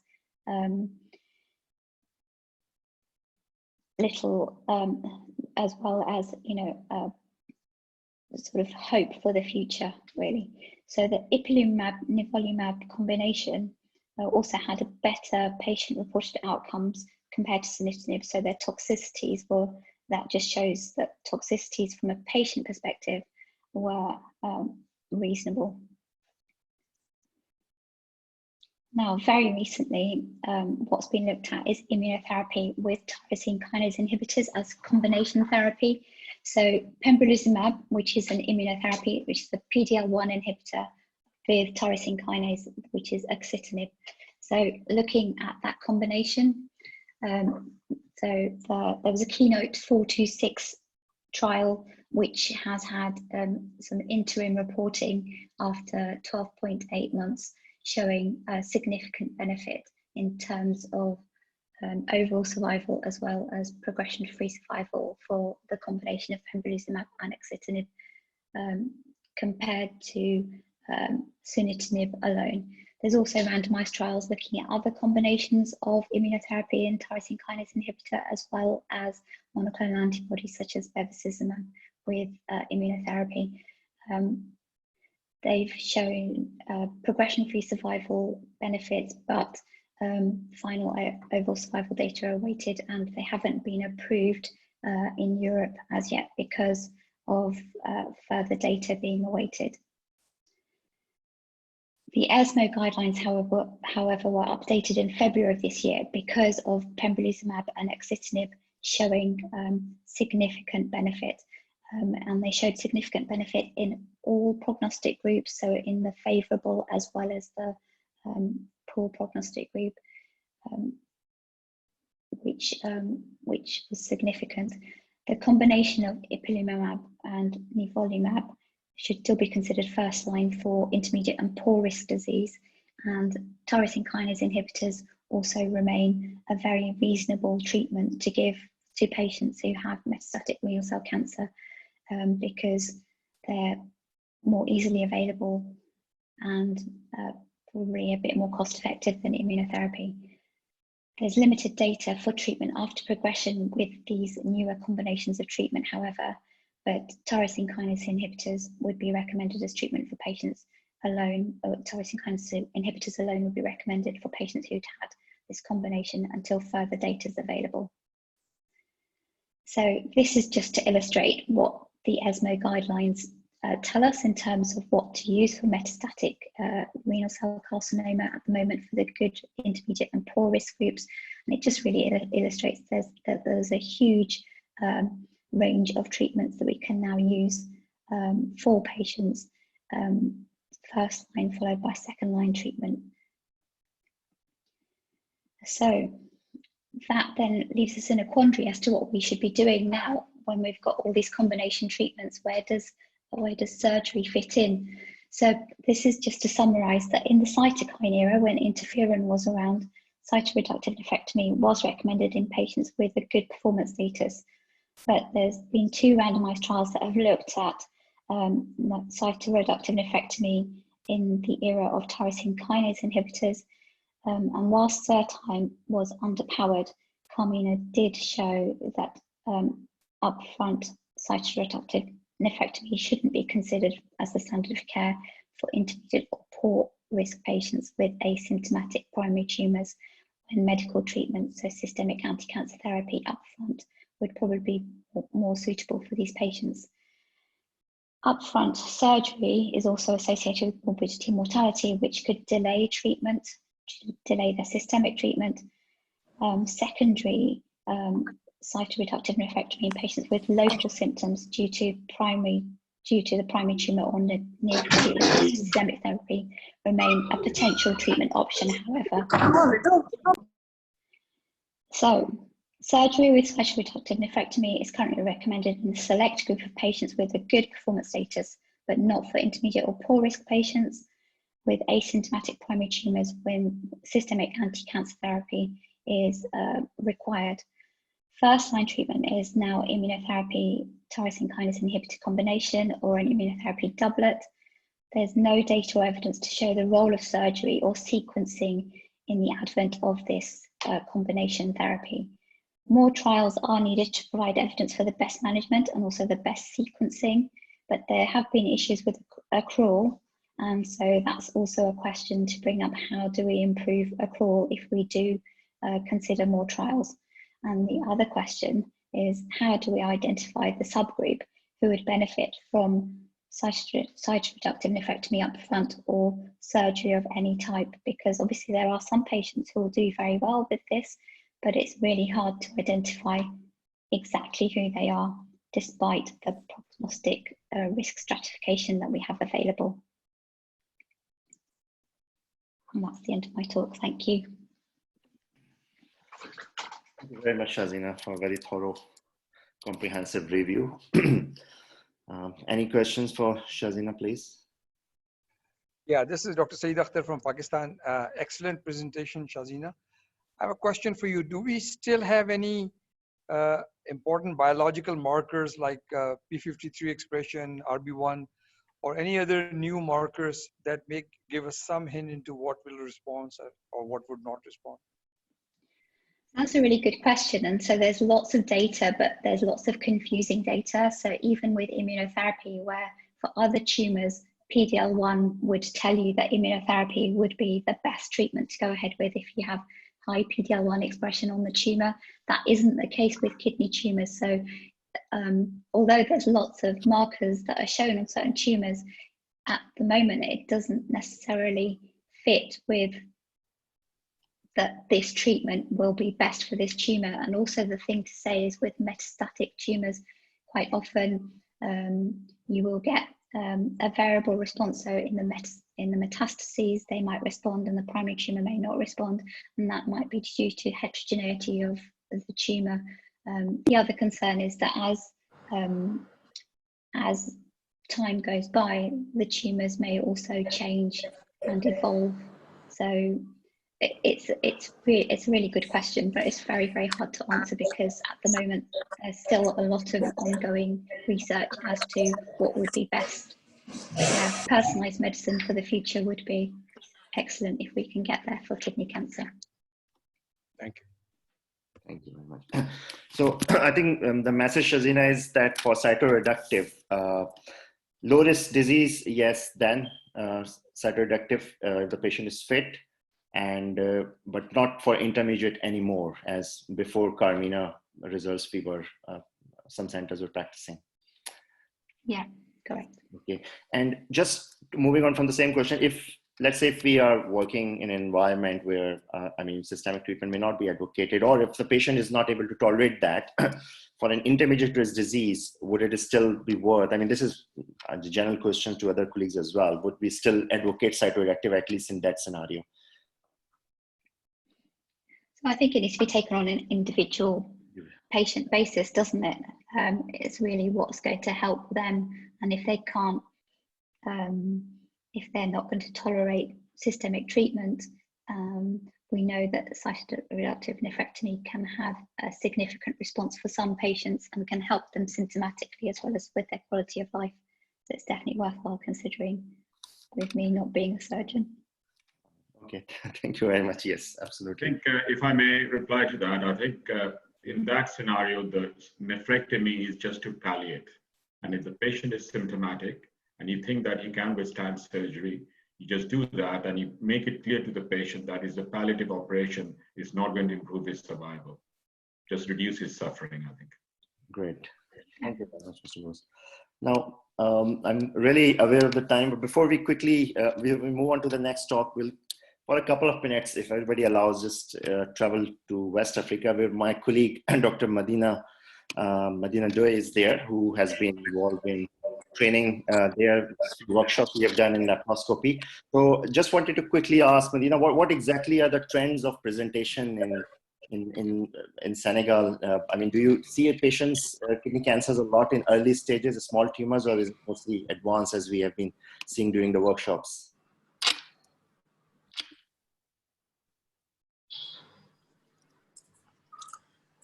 Thank you, Dushan. The sound was not clear, but I guess you asked the stage of our renal tumor here in Senegal. Of course, mainly our patients come at very late stage. That makes the renal cancer disease in Africa quite different of what happened usually in Europe, because where patients in Europe have mean age like 50 or 60, here in Africa, patients come with a late stage disease, but at a very early age, like 20 or 30 years old. So that makes the two diseases very different. And also we have a lot of very aggressive tumor, which are already metastatic or locally advanced cases when we saw them. That's why most of the time we do cytoreductive nephrectomy, and we have the chance to be able to do palliative treatment for free for the patient, and we have a small series of patients on sunitinib after cytoreductive nephrectomy. So my experience about the treatment of the medical treatment of these cases is there are a lot of side effects with the treatment that make patient to be very uncomfortable with the treatment, but we see that all other symptoms like pain or hematuria resolve in this treatment, which is very good. So hopefully we are seeing more and more cases of tumor at an early stages, and sometimes even we can do partial nephrectomy. And you can testify here that we had done little cases by laparoscopy, and we hope that we'll have more and more cases like that. Thank you for this great meeting today. We really appreciate it. Well, thank you for attending. Yeah, clearly we remember on both workshops we had 3 to 4 centimeter tumors. Fantastic. Thank you. That was Madina. Hopefully she'll be with us round about this time next year for a fellowship. And now moving on to the last talk of the day. Catherine Dewar is with us, our cancer specialist nurse, as well as doing a lot of benign work. And last year, we have one of my very dear colleagues from Ethiopia who visited us and was really, really liked the concept of specialist nursing. Clearly, it's not a concept not in every healthcare environment. And even in Britain, some centers have more and some centers have less number of specialist nursing. So Kate will speak to us about support which a specialist nurse will offer when it comes to cancer diagnosis, especially renal cancer in context of today's talk. Kate, on to you, please.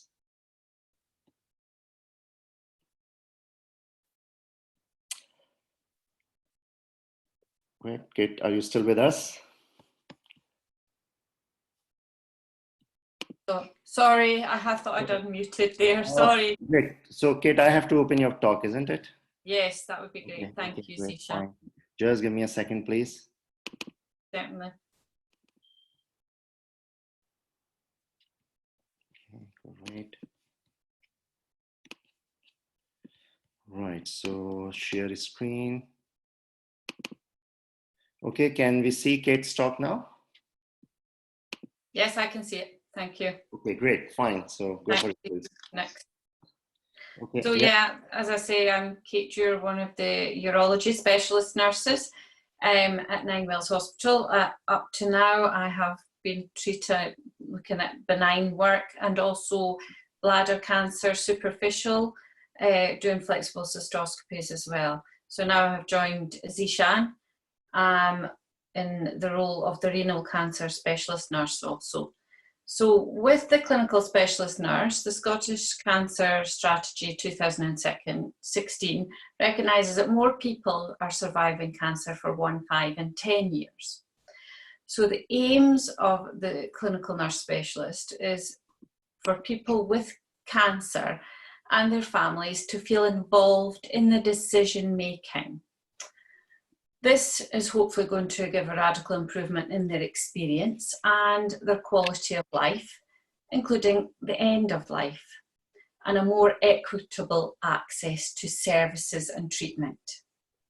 So our ambition is that all cancer patients will have access to a specialist nurse. Thank you, Zishan. Okay, great, yeah. Okay. So the clinical specialist nurse. So we act as a key worker across the whole care pathway of our patients. We have the ability to assess the patient's holistic needs, and we have holistic needs assessment tools to do this. We show empathy for the patients and their families.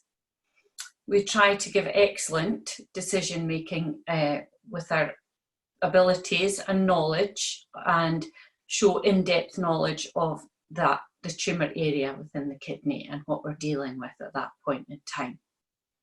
Thank you, Zishan. Yep. So my role as a CNS in renal cancer is, along with Zishan, to attend the initial consultation in the clinic with the patient.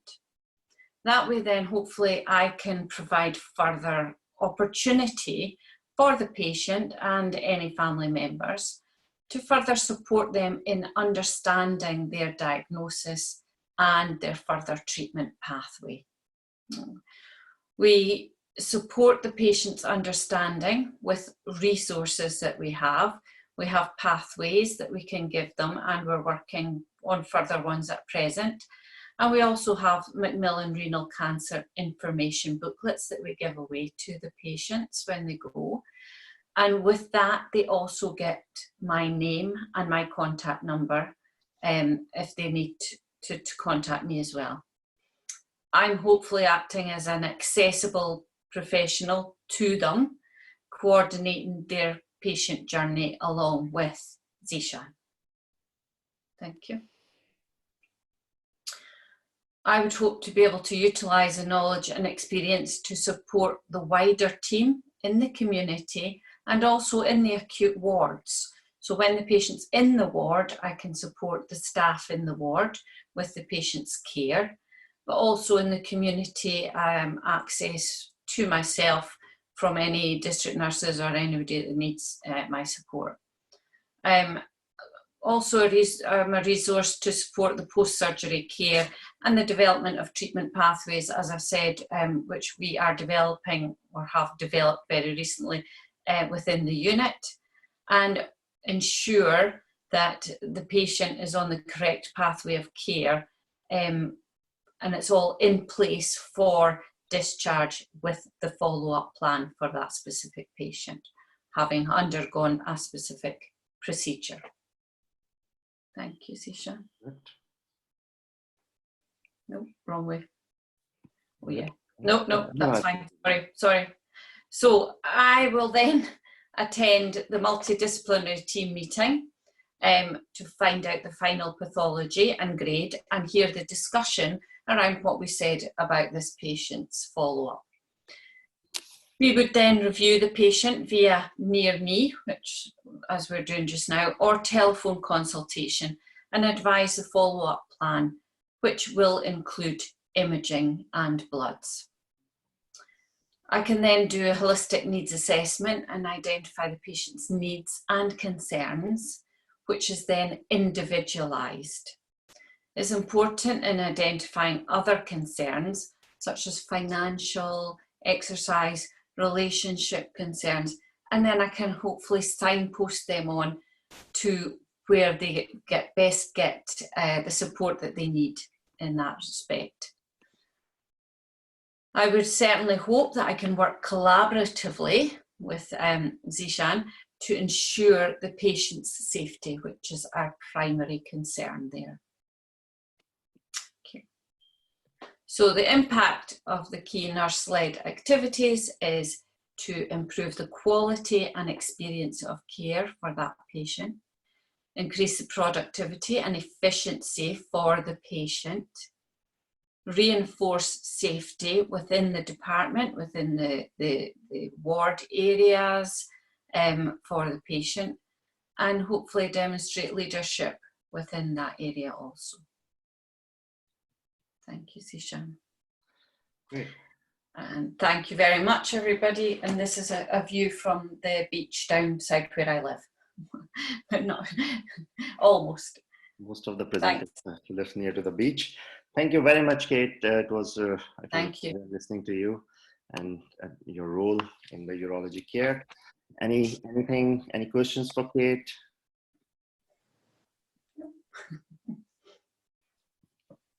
Great, fantastic. Fine. Can I ask something? Please, okay. Please, Mazhar. Hi, Kate. It's Mazhar. It's an excellent presentation. Thanks very much for highlighting the role of our urology nurses as a key worker, especially sharing your experience to our overseas colleague that you guys are amazing contributor to the patient care, not from the clinician side, but from the holistic approach. Just wanted to ask you, what is you guys over this current environment of pandemic crisis we're all facing, regarding the urology cancer nurse specialist role? Are you modifying your role, especially for the follow-up of cancer patients, or what is the plan? Is there anything that you're focusing on? Thank you. Sorry, thank you. I don't think we have modified our role too much. We have been continuing doing quite a bit of surgery, especially within 9 Wells. And we've still been active with our cancer patients. So yeah, we haven't modified. Regarding follow-up, my point was regarding the follow-up. The patients who are on the follow-up regime at the moment, who have nephrectomy, say, so are you regarding, is there any like key worker or cancer nurse specialist less follow-up that you are evolving or working on it? I think you mean more toward telephonic follow-up, whether there's any modification. Yes, exactly. Okay. Have you worked on any follow-up plan strategies? Yeah, I think we would probably do more telephone reviews and also near me, so video linking with patients. That is certainly going to be much more our way forward from now on. Yeah, I think that's going to be key in the future. Yeah. Thanks. Thank you, Josie. Fine. Thanks, Kate. Thank you very much. Thanks, Mazavai. So I would just request my colleague, Mr. Asim Chaudhary, just to conclude the meeting and just any briefing points. But before that, I would just like to thank everyone, all the panelists, presenters, especially Mr. Asim Chaudhary himself and Professor Mumtaz for helping to organize this, and all the participants who have made it. Please, Asim bhai, on to you. Thank you very much. I think all of us who joined in today have enjoyed and really benefited from the session that we had. And it's great to see people coming together from different parts of the world. And I just need to make one or two comments that I think the learning and teaching activity should continue under all circumstances. And I think the COVID did come in the way for the last few months and everything seemed to come to a halt. But Allah subhanahu wa ta'ala has created more ways, and Zoom came into being and became popular, and we've seen today how effective it can be in continuing with the very important role that we have of continuing to learn and to teach.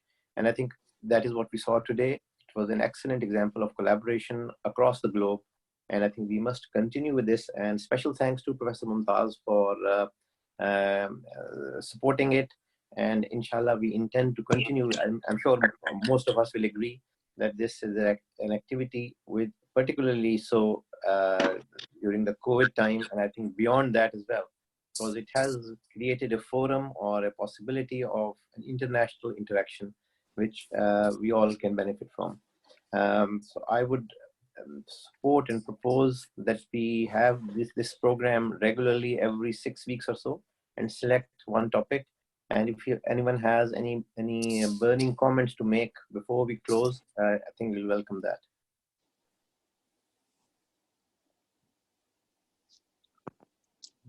I think it is. This is Dr. Saeed Akhtar from Pakistan. I congratulate everybody. I think it was an excellent forum, Asim and Zishan and Mumtaz. Thank you so much for your great efforts, and all the speakers were great. I think the fact remains that renal cell carcinoma specifically is a bad tumor. We don't have a good chemo, we don't have good radiation results. So surgery remains the mainstay, and early diagnosis remains the mainstay, but then there will be cases which will be coming late, and we have to deal with them.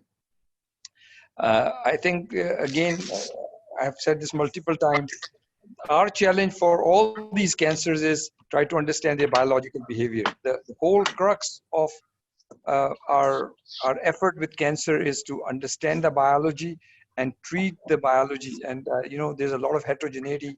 In one tumor, there are different types of behaviors. We're learning more about bladder cancer, prostate cancer, and kidney cancer. And I think this multidisciplinary approach that we had today with the surgeon, nurse, oncologist, I think that's the name of the game. And I really want to congratulate all of the participants for giving their great input, surgeons, physicians, and nurses alike. Thank you so much. God bless you guys. Thank you very much, Dr. Akhtar. Thank you very much. Asim, Assalamu alaikum. Please. Asim, Assalamu alaikum. Dr. Atauriman from Shaw. Wa alaikum assalam. Good to see you. I think, Assalamu alaikum. I think it was a very nice and excellent session.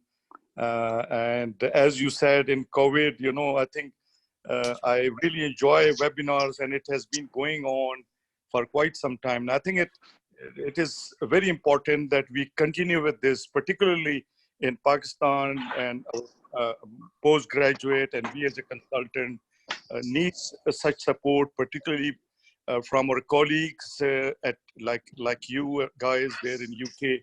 And we need to develop system, particularly in Pakistan, as a system here is not as it is in the Europe or remaining world. Everybody is practicing everything. There are very few centers which focuses on subspecialization. I think this is a time where we need to subspecialize on different organs like kidneys, prostate cancer. And I think we need to continue this, and particularly this specialist nurse focus. And I think we need to focus on that in Pakistan as well. So my request would be to continue such webinars, which would be, one thing is, as you said, global connection with each other, and secondly, to educate ourselves. And we know where the future lies. So I would congratulate all the speakers, particularly Professor Mumtaz, Zishan efforts, and particularly your efforts, So if you want us to play some role, certainly we are here to help, and certainly we would continue to collaborate in any way you like. Thank you very much, Asim. It's a great effort. Thank you. Well, Asim, can I just add also, brilliant, thoroughly enjoyed the webinar, great effort, you beat us to it, and I was thinking of it, and then you come up with some brilliant idea. But the only point I'd like to add, perhaps with the support of Professor Mumtaz, to get a few more speakers from Pakistan as well, so that we can collaborate more effectively and have their perspective, and to see how we gauge over collaboration as well, because that's the most important thing. So hopefully with the next webinar, we have a few more speakers from Pakistan as well, so that we understand their perspective and see how we can collaborate. Great. Yes, I think excellent idea. Yeah, definitely. I think it's just that that's what me and Asim bhai were. Sure. I appreciate it. No, absolutely. But we just said let's do this experimentation webinar, which is more successful than as anything. So definitely, Ms. Mumtaz, this is the way forward. Absolutely. And Asim bhai, please. I think with that and with the dua that may Allah subhanahu wa ta'ala put khair in it and make it easy for us going forwards, and keep us all safe in the current COVID times. And inshallah, we'll continue with these webinars, and we'll notify accordingly. And with that, I think we say goodbye to everyone, and thank you very much once again. Jazakallah khair. Great. Thank you. Very quickly, as soon as I work out about the video for these recording, I'll send it by email. Thank you very much. Thanks a lot. Allah Hafiz. Bye.